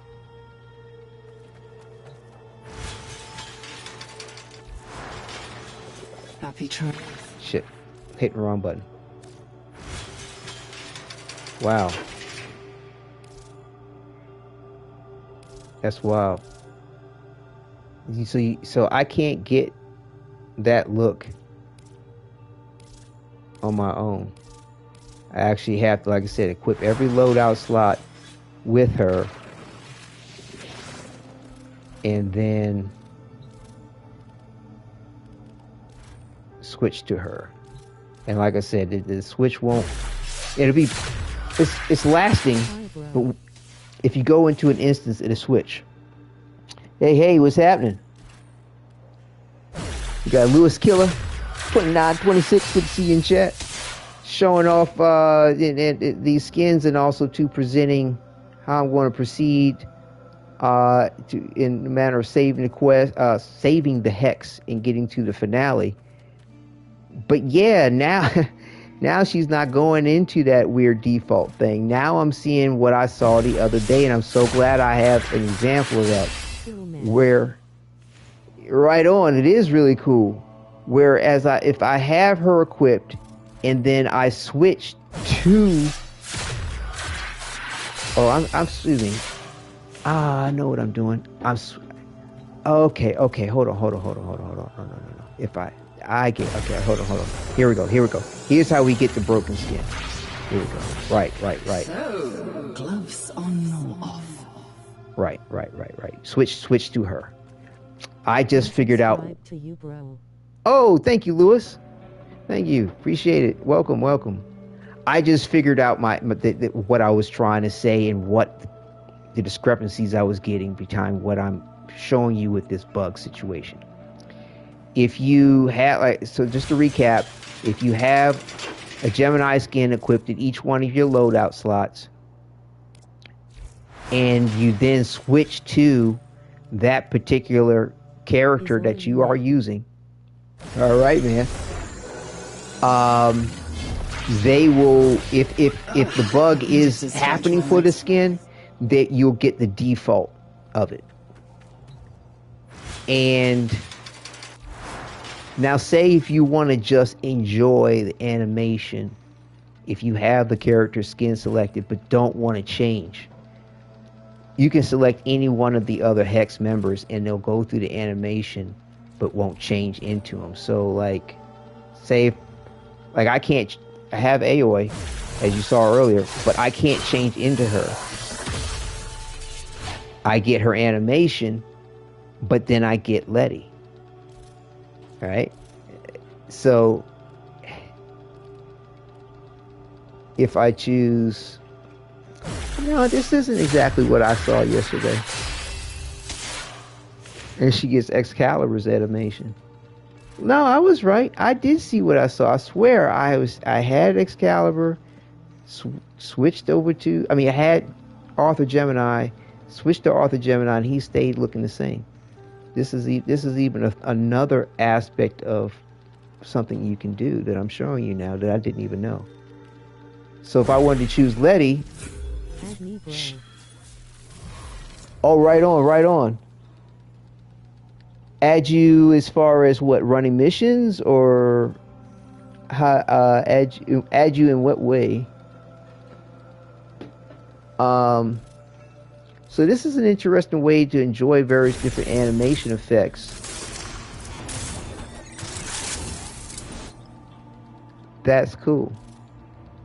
And still stay as your character.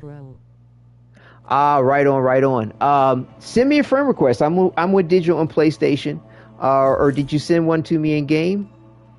Because I'm with Digital all over the place. I keep it consistent so people can find me.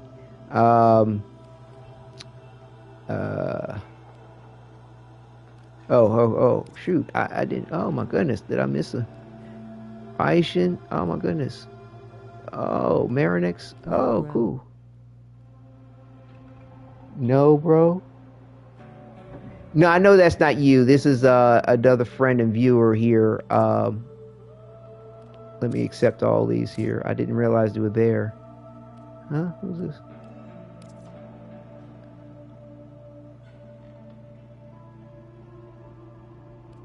Why does it still say pin? Did I ask them to be my friend? Must have. They didn't respond. Whatever. But yeah, if you could, I'm not sure what you reference as far as no bro on, but if you want to send me a friend request, go right ahead. And I'll accept it for sure. Whether PlayStation Network or in game is all good. But yeah, I don't think I'll be running a mission tonight. Depending on the schedule, I mean, like I said, raising my 2-year-old son, I'd like to be on tomorrow to start the actual series, the first episode of it, but we'll have to see how it goes. It's going to be touch and go for a couple of days. Bro. Watch our use. It's the same as on my channel here. I'll hold on. I'll type it in chat for you. Username bro.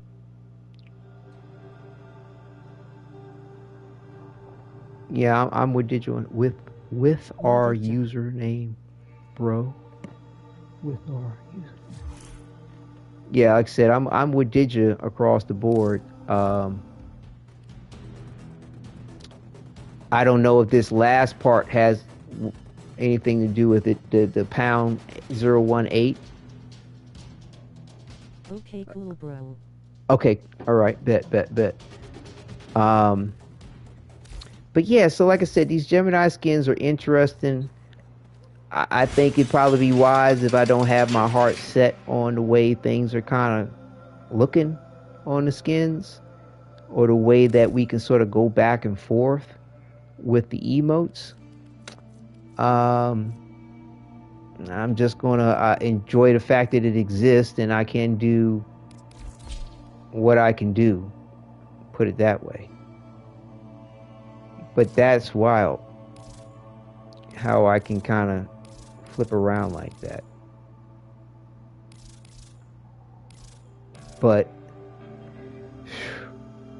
yeah, I thought for sure I could choose a different, choose my same author, or select. Yeah, you can select which skin you want, actually.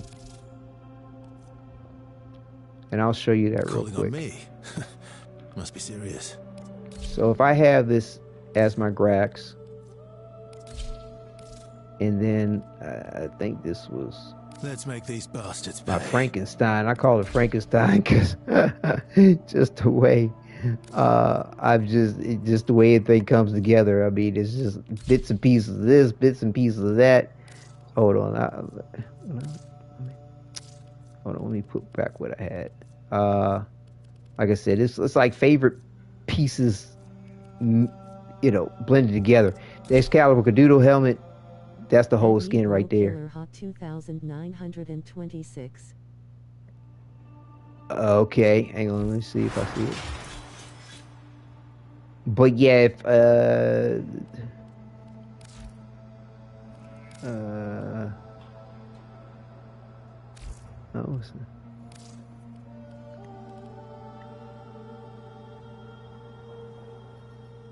I don't think it's come through. Let me check PlayStation Network. Hold on. Oh, there you are. I got you. Wait a minute. Is it Killer Hot 1296? Yep.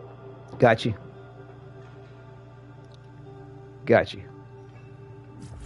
Yep, all set. So yeah, we'll keep an eye out for me when I'm on Warframe, and let's do that. It's all good. Okay, bro. Bet. So. Yes, bro.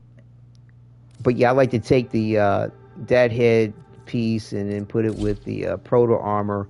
Like, the proportions make sense with this, but to me they're even better when you add on the prime details, in my opinion. I'll take it from here. Trying to put things back here. Shit. Create a party. Oh, not right now. I'm going to finish up with this broadcast here and finish my explanations. But yes, we can do that another time, right? I will need to. I want to kind of wrap up what I'm doing here as far as the explaining this setup that I'm doing for the series, but later when I'm actually running the bounties and things like that, during my gameplay, we can link up with that as well. Let's see here. Which one did I have? Bet. Thank you. Right, Desado. That's what I had there, and then I was doing this. Shall we begin? Here. Huh? Right. So let's see here. What's the wrong helmet?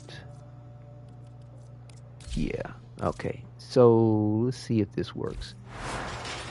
It looked like I could set the second image of the transformation yesterday. Let me see if this is going to do this again today.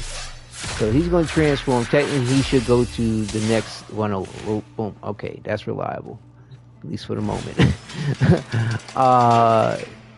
So with him in that state, I'm going to go to this, and I believe it's going to set this image for his transformation. I think. Let's see if it does it. At least that's what it looked like it was doing yesterday. Arthur James Nightingale, reporting for duty. Yep, there you go. So yeah, so I can set his transformation image, or frame or whatever. But like I said, it doesn't seem to want to do it for him. That's what it does. It's like, oh, you must want to switch to a different Warframe, and then it's going to go through the cycle again, which is weird. So, and the ass on this one's all messed up. What do you need help with? This is exactly what I'm trained for. I'm not sure what do you need help with? Is it game mechanics or build, or just trying to get through a particular mission? See, I wish I could switch it over to the Umbra. That would be kind of cool, but it won't let me do that. Credits. Oh, you need credits? Did you you definitely ran the Lotus missions, right? And sell extra mods. I mean, I'd say one of the other big things as far as credits is definitely the index. That's a huge place where you can get credits. But yeah, I mean, in the beginning, credits is a thing that can feel scant as far as getting them. But the gift of the Lotus missions are given like 30,000 credits altogether, and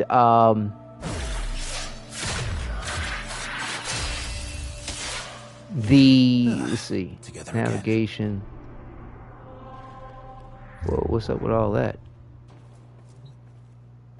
So yeah, as you can see here, the gifts from the Lotus missions, and I was going to say, and if you got your mastery rank, you know what I'm saying? I mean, like, typically there isn't much of a point to keep your base Warframe once you...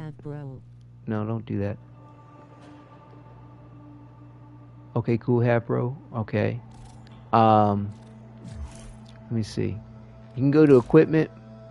You can go to inventory. And in here you can sell various different things that you may or may not want and get credits. But like I said, you can actually sell mods to get credit, extra mods that you have.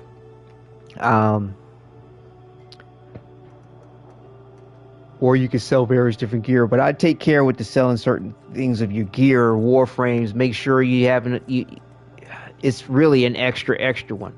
Like Nyx, for example. Like, I leveled her up. I got my mastery rank. I also put her into the helmet system so that I could get her, absorb her ability to give to a different Warframe. That's something else you can do in the game, which is crazy. So I don't need another Nyx. I got a Nyx, I think, from one of the Twitch drops or something. Cool, and so I can sell that Nyx and get 10,000. It's just taking up space. It's of no use to me. And also, too, that gains me an extra Warframe slot on top of that. But yeah, There's also 2 credit boosters that you can get, if I'm not mistaken.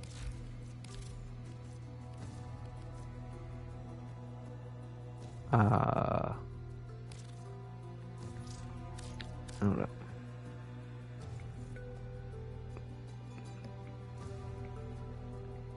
I believe there's one for credits.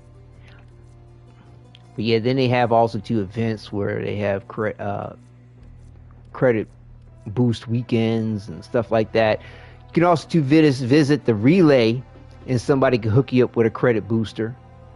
If you want, I haven't used mine. I can meet you at a relay real quick and hook you up with a little boost to your credits. Let's see, resource day, resource. There it is, credit booster. Yeah, they have credit boosters. 3-day one. They have 3 and 7 day. I'm seeing. So yeah, that's another way you can help boost up your credits. So yeah. So like I said, that was my run through on that. And like I said, as far as like the Atomicycle, this is what I decided to do with that. I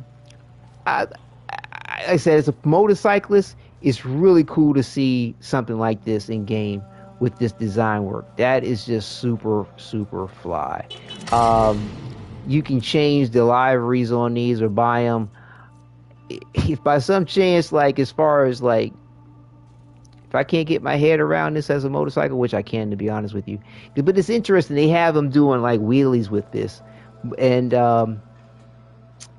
revving the engine in the process. It's really cool. You'll see. I actually ran this in the Quest 2. But yeah, you can get different liveries for them. But this is more than a livery. This is like a whole concept change almost. I mean, it's a motorcycle, grant you, but the manner in which it's propelled is different. Like if for some reason my mind has issues with this, which I don't think it will, that wouldn't be a bad option. I have simple taste, and also too I like this. But yeah, this is the reason why. Like I said, oh, that's not bad too, but I don't know about the finish. Like I said, I like this metal. It's plush, but this is interesting. But you know, unfortunately, you don't ever really get to know the way in which you can change the colors on this until you get it. That's yeah, you won't know exactly what's. Good night, bro. All right, take care there, Lewis. Good luck with you. And thank you for subscribing and stopping through. And it's really cool. And linking up on the friend. We'll run something in the future. Look forward to it. And so you don't know what it's really going to look like. But yeah, if by some chance I get issues with the way this looks or the fundamental behind the physics behind what's going on here, I might switch over to the other bike. But I'm not seeing any issue at the moment. This is just really cool. And if they come out with other versions of this, that would be dope. Right on. So, but yeah, the Hex base is mad cool. Of course, you can decorate this place too. It's dope. Take my time with all that. But yeah, I'm not interacting with certain things until the actual live start of the series. So just because I don't want to miss anything in relationship to this or that or the other, or for something to happen out of sequence with what I'm trying to do. But it's great that you have this fast travel here rather than me wandering around going, what do I do? But I'm going to wait to actually interact with the other. No, I can do this. Never mind. I did test this out. I tested this out and actually added the footage to the end of the Quest video episode 2 that I put out. So I tested to see if any of them were going to say something else about the Quest. So yeah, so we'll start with him.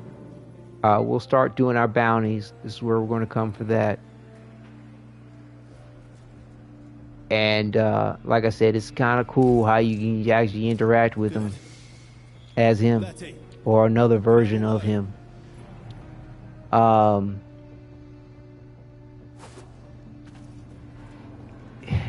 And let's see, AOA.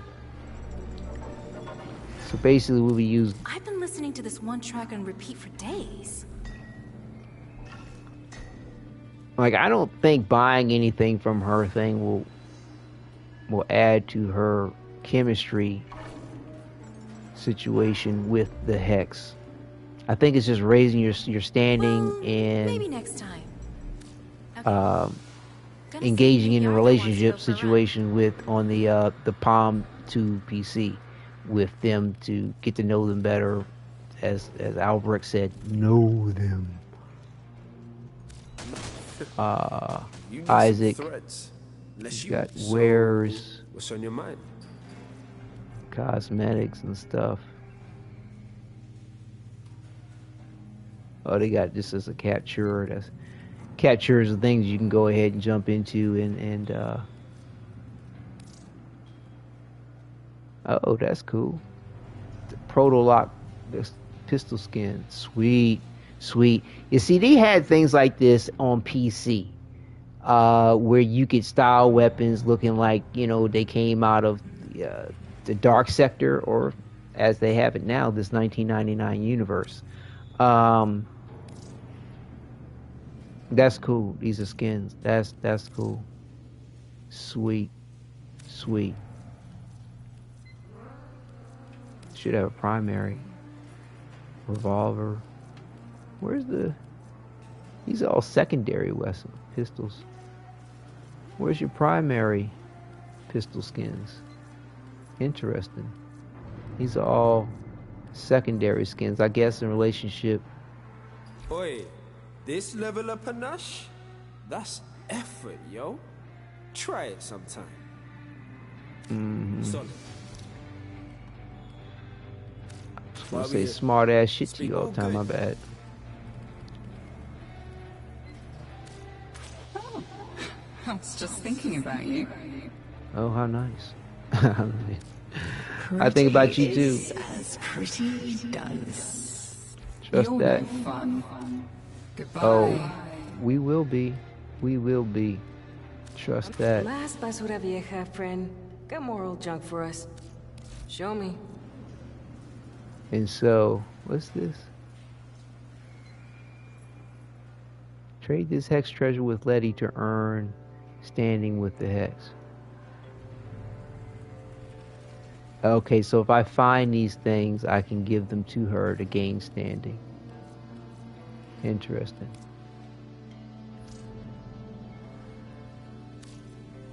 It's online. Okay. All right. Primerito, try to stay in one piece. That's what's going to be going on with that. Amir. Quincy and I don't have beef. He's gold. And so much as his value fluctuates wildly. So. Okay, we it's the thinking? blueprint for that. I was going to say little primary weapon skin. Site-09 weapon blueprint for the AX-52, which I went ahead and bought. Too anxious. Reconflicts. Vesper 77. Okay. After that. So yeah, so these are all purchasable things. We'll see as we go through whether interacting with them reveals other dialogue. I don't think we're going to get extra choices. I think it's all standard protocol.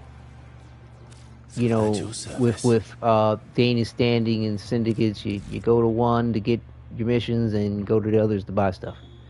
And basically the relationship aspect of things will be tied to this in here.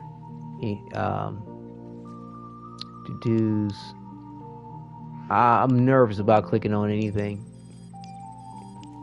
I'd rather do it when I start broadcasting, but I think that I wish this highlighted to let you know what this is. What is this?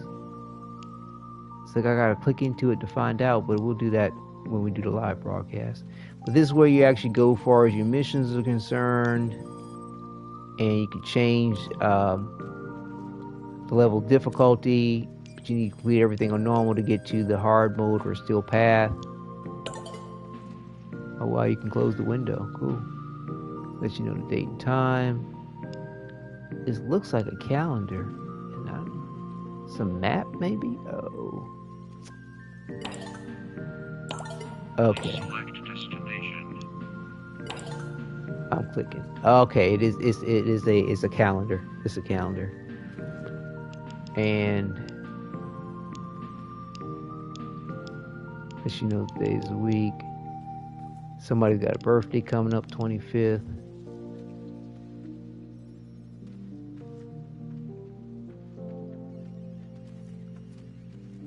So yeah, we'll save all this for the like I said, the main series, the episodes in the main series, and figure out how to respond to these things. But I thought, hang on, let's see. There's a to-do list. I think this gives you extra standing.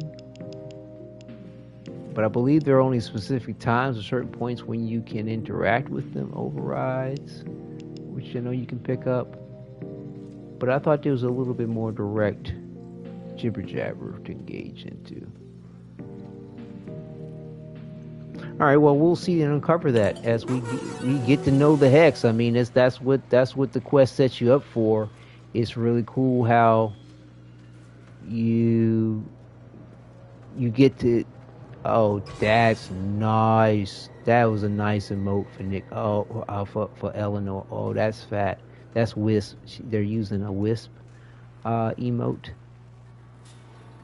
That's fat. That is fat. Well,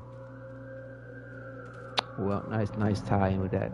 But yeah, I use the Nidus one because he does a roar. I like the posture.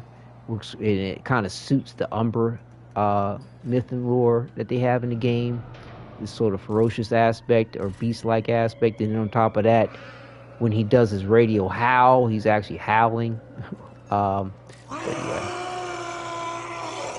you can get that from one of the events. It's an event? Oh man, I can't remember now. It's been so long.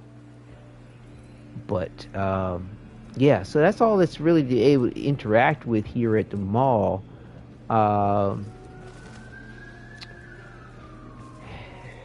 You know, and that kind of covers the rest of the setup. Let's see. I was kind of curious about something while it is on my mind. I forgot where it is. There's like this hole in the floor where you could go down and get... yeah, here it is. Oh, it's still here. Okay. You can come down here in this little secret area. I don't know if it's secret, technically a secret. But in the demo, you can interact with this terminal and get a glyph. Not, yeah, it's considered a glyph, I think. Yeah. Let's see.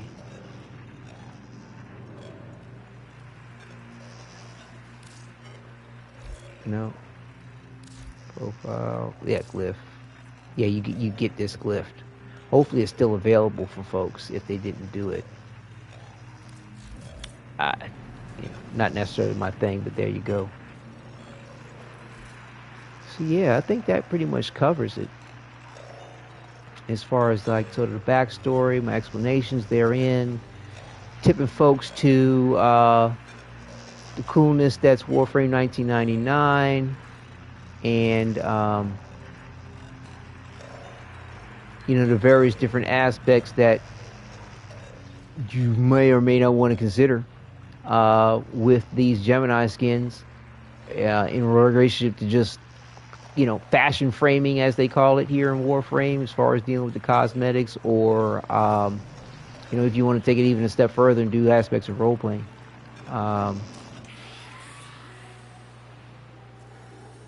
So yeah, I mean, like I said, it's cool to be able to transform back and forth for the sake of the point. Yeah. So that's what's up. So I think what I might do is I might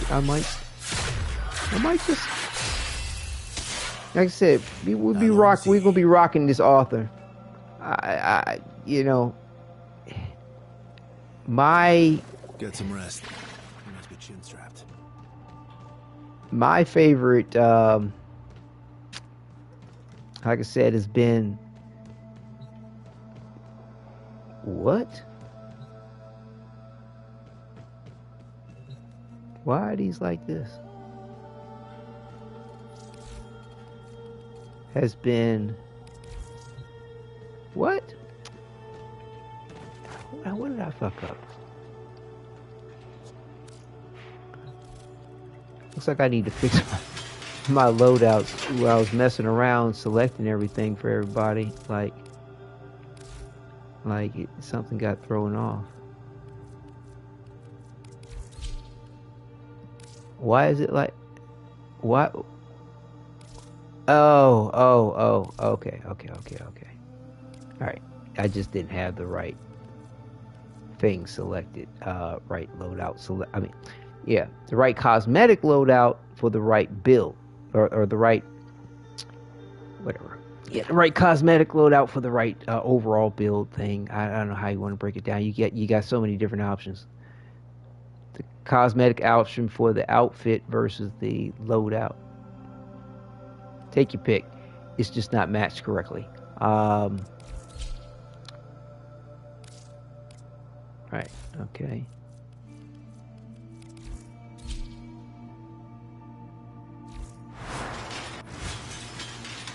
Did I not? I must not have switched it back. My sword is yours. Thank you, good sir. I kind of wish you could take the regular Gemini skin and add a different helmet to it, but I don't know. I guess DE was feeling like that might defeat the purpose of the skins or something to give you that kind of flexibility.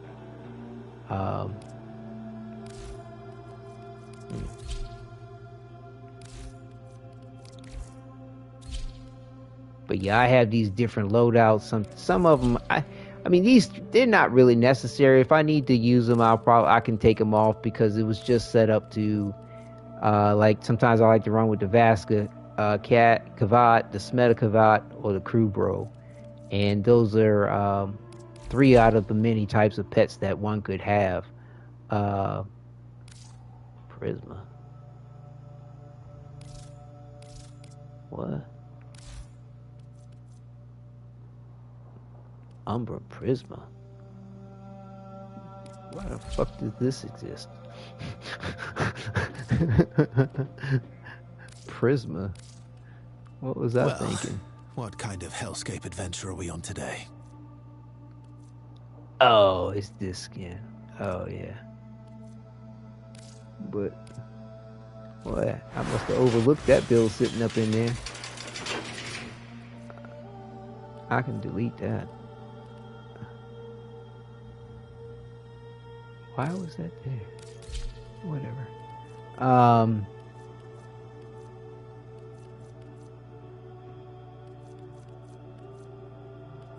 Let's see. Proto-Armor, did I get that right?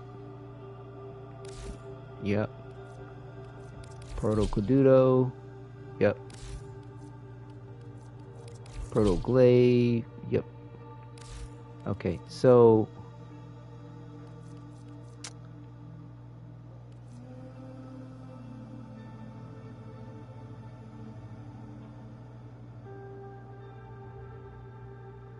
let me do this. Let me delete this one too. No, I'm gonna leave this one like this. Sometimes I make various different loadouts because you can select them for those stands, and I wanted to have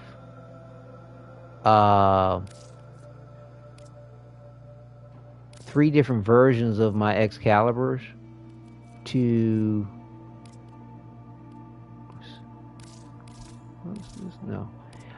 be on the stands, like as the evolution of the Warframes, as you saw in my at the back room.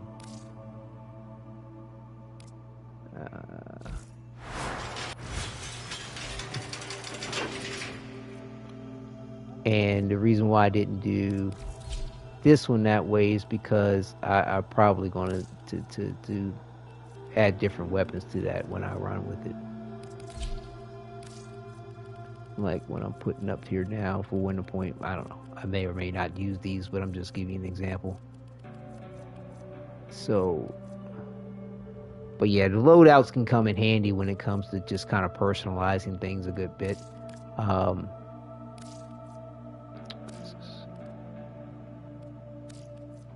Where is it? There it is.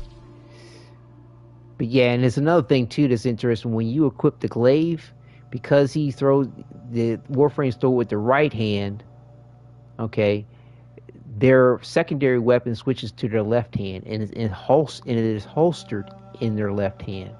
If I switch over to another weapon, his secondary weapon now is in his right hand.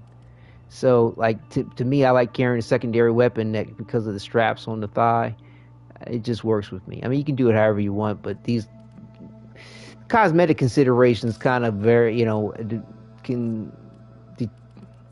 influence, if not persuade me to do various different things certain ways, or equip certain things certain ways, because I like the look of it.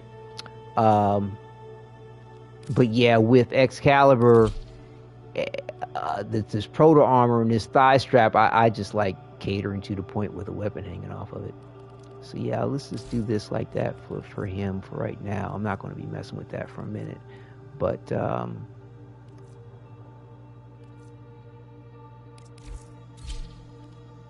right, okay, that's that one. Yeah, this, like, I have a display version of this on the ship, and then I have one that I like to run around with, so therefore I have two different loadouts for it.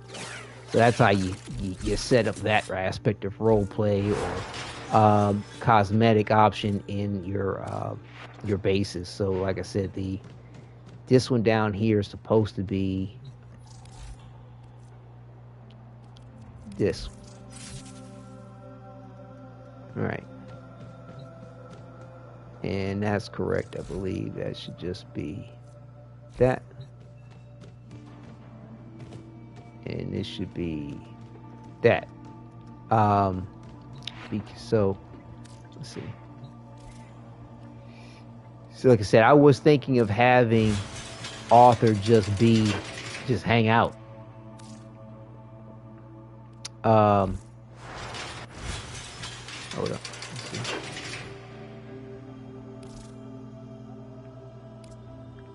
Or at least the display of him hang out, and I run around with the Grax. But if I run around with Arthur, and then let's see. Well, no, I selected a separate loadout for that. Let's see.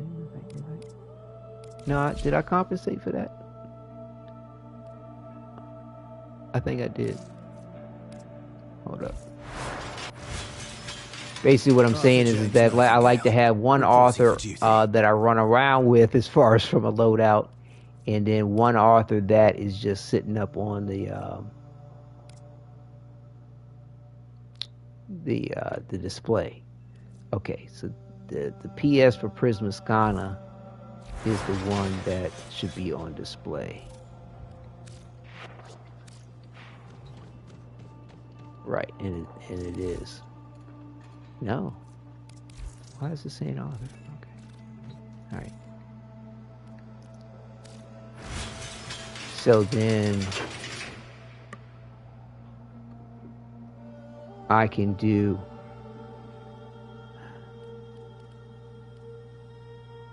like I said, I personally like the Skidjati for its invisibility.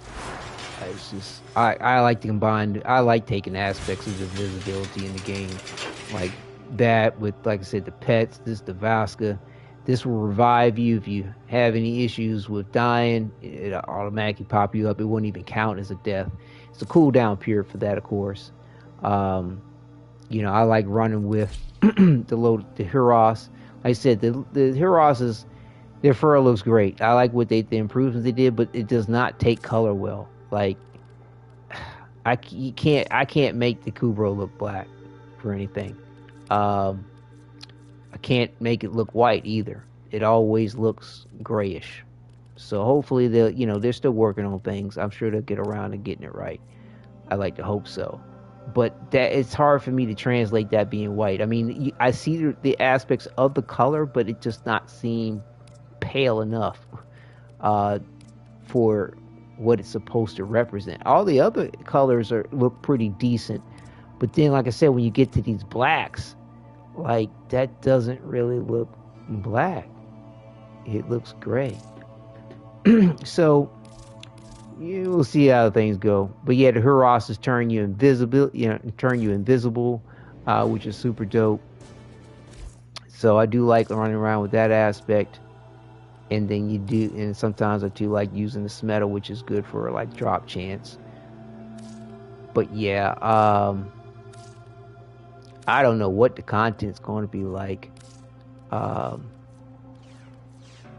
Like I said, some of it we'll probably be fine for a while until we go to, say, the Steel Path. It'll be interesting if I have to switch over to my Smetal for that. We'll find out, won't we? Oh, yes, we will. So, yeah, like, and, like, when I run Excalibur, I rarely use my weapons. I mean, I get affinity for my weapons passively. But I do want to... I'm really digging the new weapons.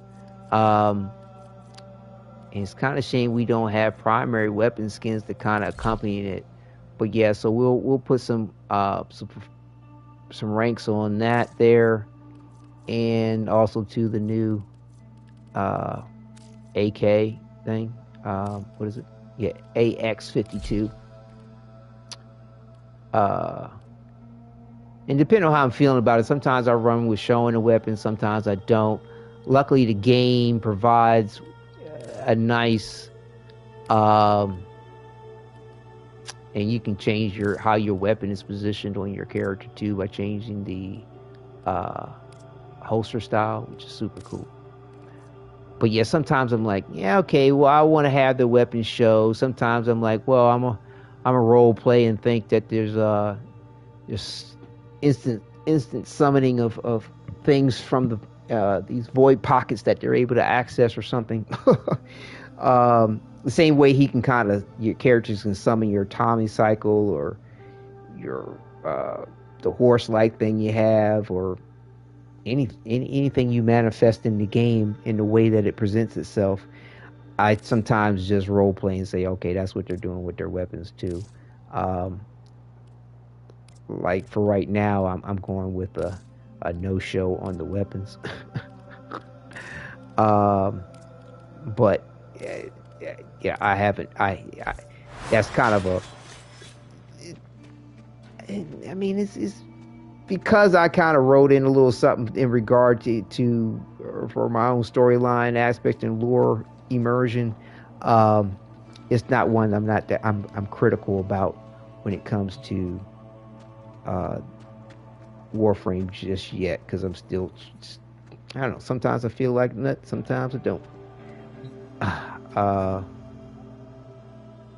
But yeah, he looks good either way you go with it, as far as showing the weapons or not showing the weapons. I just haven't completely made up my mind on the switching. 9 out of 10 I'm going to stick with this as far as switching to it, but staying with him. I'm not sure when I was I'm gonna iron out that last little bit of detail before we start the broadcast. What is the point of switching to him? I don't even know now. I mean, I don't even know. If I like I said, if I go with the whole lore of this is an author, this is another version of author. Same way you have two different versions of your Tenno.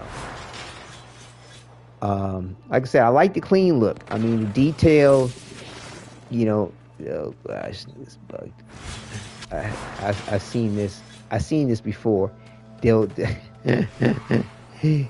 other day, he was locked in a position like he was going to be a vendor or some shit. They got 2 slots open to add something. I don't know why they're not. Can we add something to that? Sometimes they have some interesting selections, like I think controls interface. Like you can actually select how you highlight your pet. Yes, you make your pet, mark your pet. I was seeing if they had anything called mark your Atomicycle, because I noticed when you jump off it, it stays where it is, but you can summon it anywhere, anytime, as much as you want. So that's really not a big deal. But yeah, I just wanted to get him out of that broken arm position he was in. But yeah, I wanted to be able to enjoy the animation from time to time of this switch as well. I think it's rather cool.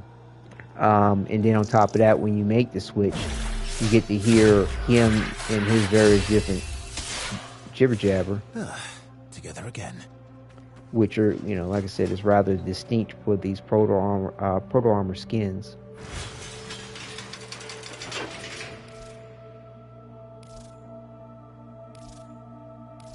Like I said, I love my Frankenstein. So yeah, I'll reflect on it. I feel like I gotta have some deep thought. And I'll be honest with you, I really love this too. It's so uncomplicated, and also too, like it. I don't have to worry about anything looking funky. Everything is 100% on point. There's nothing sort of glitching through another piece of this, that, and the other. Nothing that doesn't tie into each other directly, like this shit.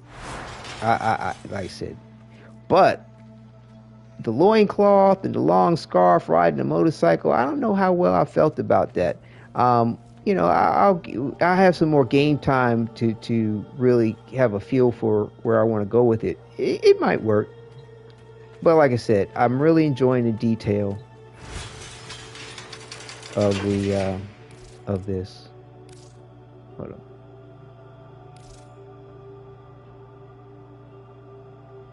What is this? Author. Dude, did I add weapons to the wrong one? Oh my god, did I? When I don't pay attention to some shit. Okay. What I wanted to do was use equip shit to him. There we go. God damn. We'll get there. We'll get there. We got it. We got it. No walking fires. We got. Hold up. How about name, man? Can't remember what it was. Called it starts with a V. That new weapon, new secondary pistol. Vesper. That's it. This one is supposed to get.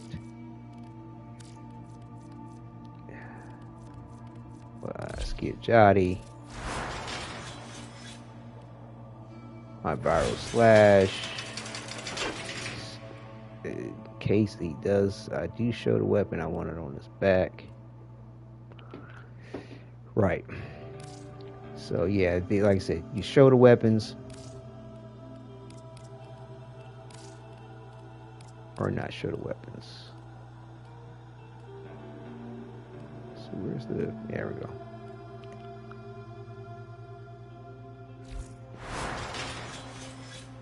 Like I said, you can't go wrong. Either way you go with it, can't go wrong.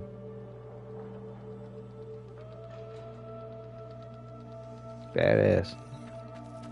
So, you know, I like, you know... I like it all. It likes it a lot. So, like I said, but for right now, I'm doing this. I think we'll see how it goes. Like I said, there may be some subtleties in getting to know the Hex. Like I said, working with the new content, working with the new updates to their game engine system, mapping colors, the whole freaking nine. It's been a journey. But big tip, change the eye color on these. I mean, you'd see going through the options, but I love it. I love it. So let's see how we're doing on time. All right, it sounds like a good point to go ahead and close it out.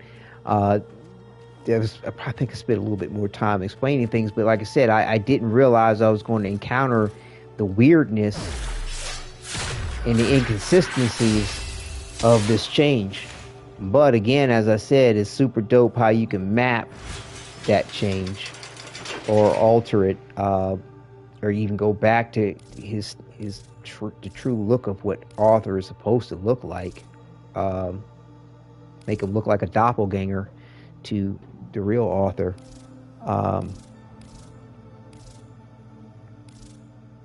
So we'll see. And I mean, heck, I could even do the Proto-Armor, just to have all three of those versions, or both proto versions, shall I say. But yeah,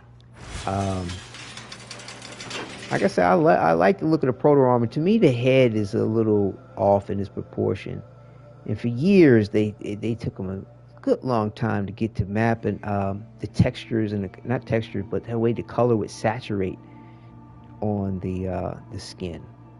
They finally got it right, but But yeah, it's not bad though. Like, it's not. I mean, just if you look at the way the feet are designed, the size of the feet, just the proportions. I feel like the head should just be a touch smaller, but it's nothing wrong with it. I mean, like this headpiece to me looks pretty decent on this, as far as a mix and match. Like I said, I was thinking about going with this too, as the Warframe to run around with. But like I said, I kind of like the idea of sticking with the proper lore helmet. At least for this series. If I do run with that Warframe. So like I said, during the series, we'll be running with this. This probably be the primary Warframe look. I may run some of these others as well.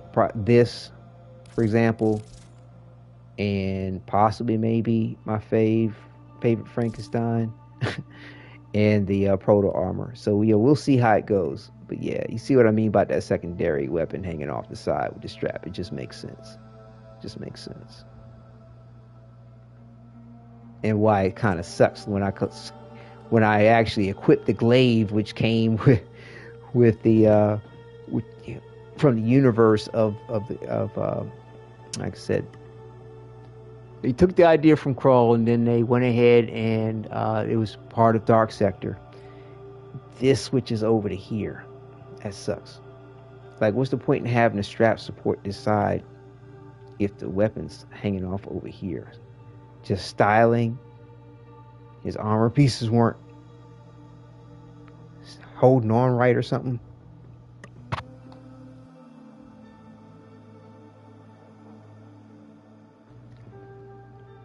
But yeah, with the weapon being over here, it just kind of loses practicality with my sensibilities. But it's not a big deal. I've overlooked it before. I'm sure many other people do. So yeah. But those are going to be the options of things. And if I do, like I said, I thought I was just going to run with this solely. And then I was like, well, maybe I can leave the option open. It is open. Nothing wrong with it. It's not going to conflict with anything. Just to see how things play out when we start running bounties and dealing with the new environments and seeing how things switch around. For them, when I switch around for me, rather, as far as like going in as Arthur or going in as one of the other Warframes, switching to him, and just really having some game time with this. It's like, is this going to be my new best thing? Did this really replace my Frankenstein that took me years to create? Because the Caduto helmet didn't come out for a while until fellow Tenno made it, and D was like, yeah, we like that, we'll sell it. And as a matter of fact, people who make these skins for the game, they actually get commission from the sales as time goes throughout when a sale is made for it, which is super awesome. And then when Umbra came out, I got the loincloth and the scarf, which was dope. So yeah, it's just sort of making up my mind on how I might roll. 9 out of 10, I'll be making some switches because I do like to enjoy them, depending on the circumstance and the situation. But yeah, right now I'm really vibing with this look here, and this here, like I said at the beginning of the broadcast, suits that very well. And though I didn't discover this hair this hair piece here, or the fact that this Templar hood helped me with the issues of wearing this outfit without the face mask, I would have wore this would have been what I would have wore in the quest. This would have been what I wore, 100%. But what I did wear in the quest is enjoyable. I do like the outfit. I was playing with the outfits, trying to see how I might go. This is another example of an outfit that's just whacked out. You didn't have this problem before, where you see like this burgundy in the armor. It looks like something I would have did purposely, but I didn't. It's actually supposed to look like this. When you go to this UI here, it's supposed to be jet black, as I would roll with. But unfortunately, when they did the 1999 update, you've got various different Tenno outfits that are jacked up like that. So this outfit, unless I want to put up with the burgundy, is off the menu until they get this shit right on that. From time to time, that's one of those things you deal with Warframe. But I mean, it's one, like I said, their issues, they do get around to working on them as best they can, as quickly as they can, and there's a lot of things you can do to compensate for the point. But yeah, I like this outfit a lot, but it's the Templar. But it's like sometimes the lack of sheen that the arms and the legs gives bugs me, and that I don't have any of that sheen on the chest piece. But that could be a look, to have that as the arms, like this is just a vest type shirt, which to me I think it is. I kind of look at it as that. But yeah, for those that were curious, check back on the footage. I can show you on this suit easily. This was the look I had for the Hex Quest. Like I said, it looks good. I like it. I mean, it's just only kind of glitches in one little area right here. It's real strong. And the other thing too is that this here, I didn't have the hood on. But yeah, this here, the reason why this works on a lot of levels with these arms is that it helps with their posture when they're walking to not look so awkward, in my opinion. But like I said, there's other outfits I kind of like better. Like, this is cool. I like it. It's dope. You know what I'm saying? But like I said, look at my banner on my YouTube channel, and you'll understand. Yeah, you know why I would say I have a preference more so for some of the other looks. But this is a nice one. Templar Drifter hood and Shyster.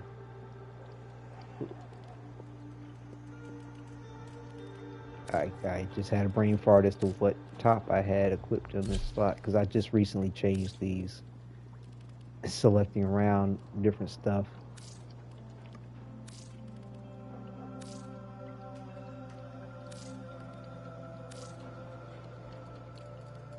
Oh man, I might have to play back the footage to figure out which chess piece did I have. Was it this? Fury. I know that was an idea. That was one of. No. That was an option that I do like.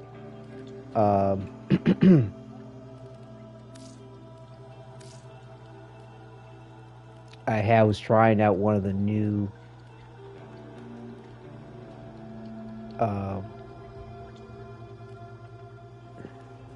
chess pieces to try to get my suit 100.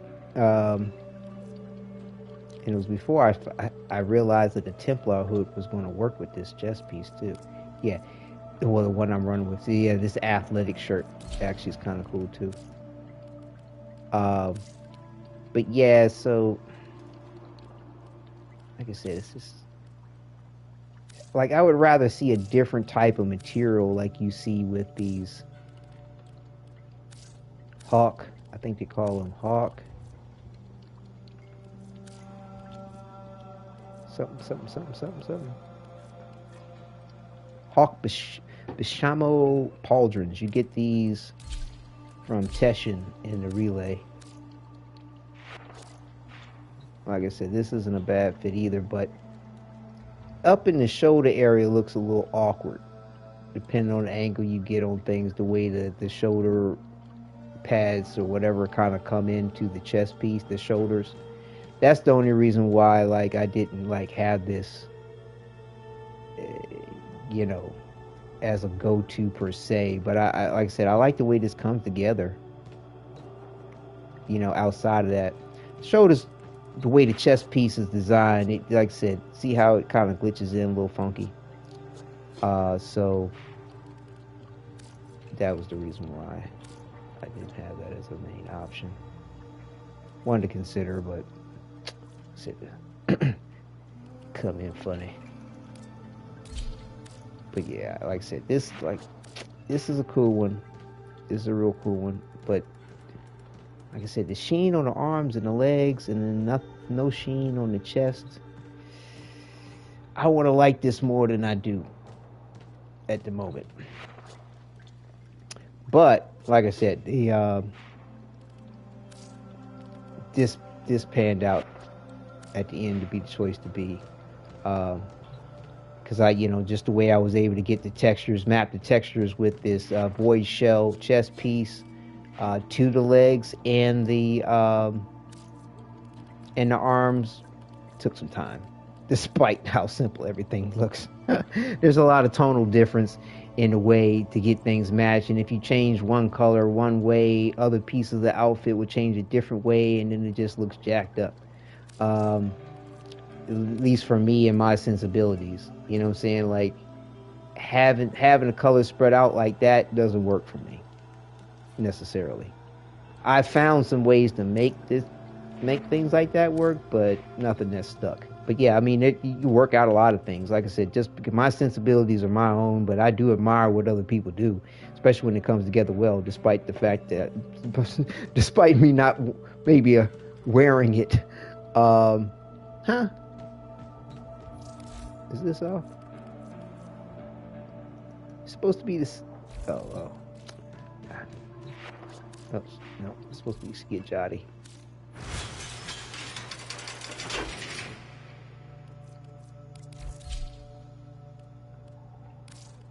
Not Skid Jotty, the Prismascana. That's probably why I made the mistake. Okay. Alright, now we're good. Yeah, so this is the kind of things you can do to personalize and cater things. It takes some time. Yeah, you know, may have a little bit of befuddlement, but you know, it's still cool at the end of the day. And like I said, I do hope they get this thing, what's going together here for this outfit, and hopefully give us a way to change the colors on some of the areas that they may not be allowing us to. Like I said, this might be a happy accident that I'm able to color everything black the way I can. I'm not sure, because you know, where we got yeah, like Eleanor's is good. It was really more so with, say, Aoi. Yeah, like I feel like it would be a mistake to not, or missed opportunity to not allow us to recolor this. Like these white areas in the leather, especially seeing how, you know, it's just so much. Yeah, it'd be a missed opportunity. But I love the shoes they give them. It's fly. It's fly. A lot of nice detail. But yeah, I hope they take another nod at these South Korean developers and how provocative they can have the characters, and give a little bit more, give us some other options for these proto skin, you know. Hey man, I'll be on it. I'll be on it hard and heavy if they did that. Like, just have the areas like this of flesh showing across the chest, across the rear, perhaps. That would be fly. And also, too, the adornment I've seen in Stellar Blade across the genital areas has got to be the most ornate. Reminds me of cod pieces from medieval period time. Digital Streams, take a note on that. Add that to the list, too. It's going to look great for the males and the females. Great. So yeah, so there we go. And yeah, there we go.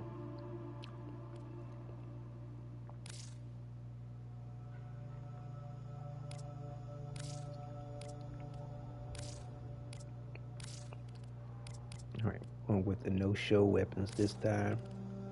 And see, like, for me also too, on my sensibilities, the reason why you can see like ammo clips and pouches and shit like that on his outfit is because they're things that are more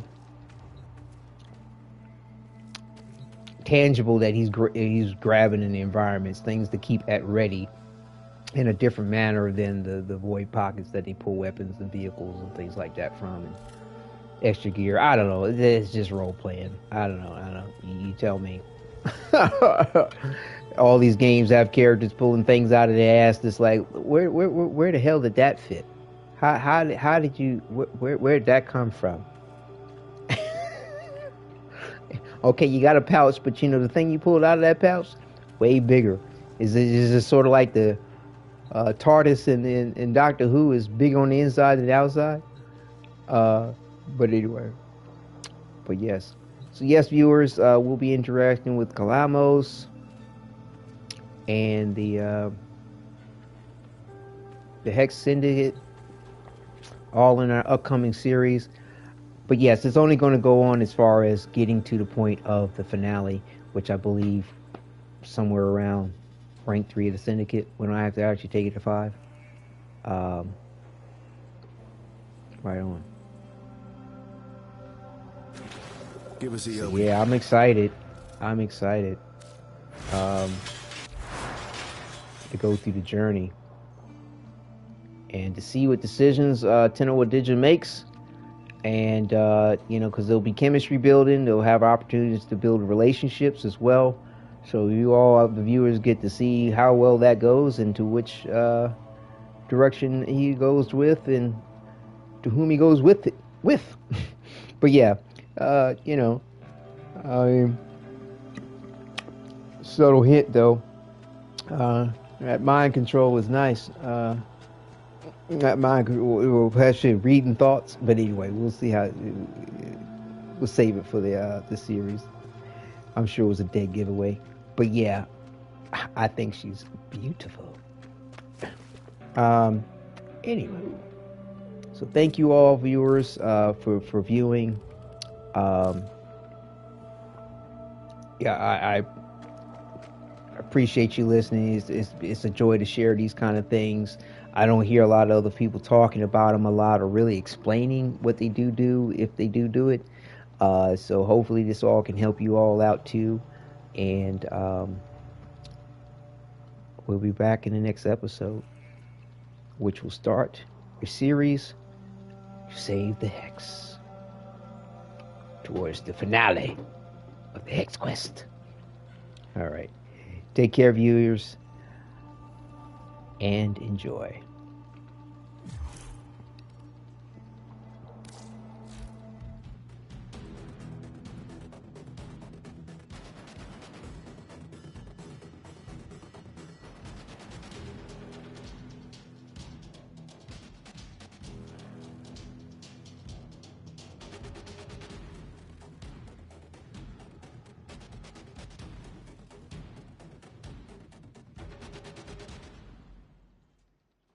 Night.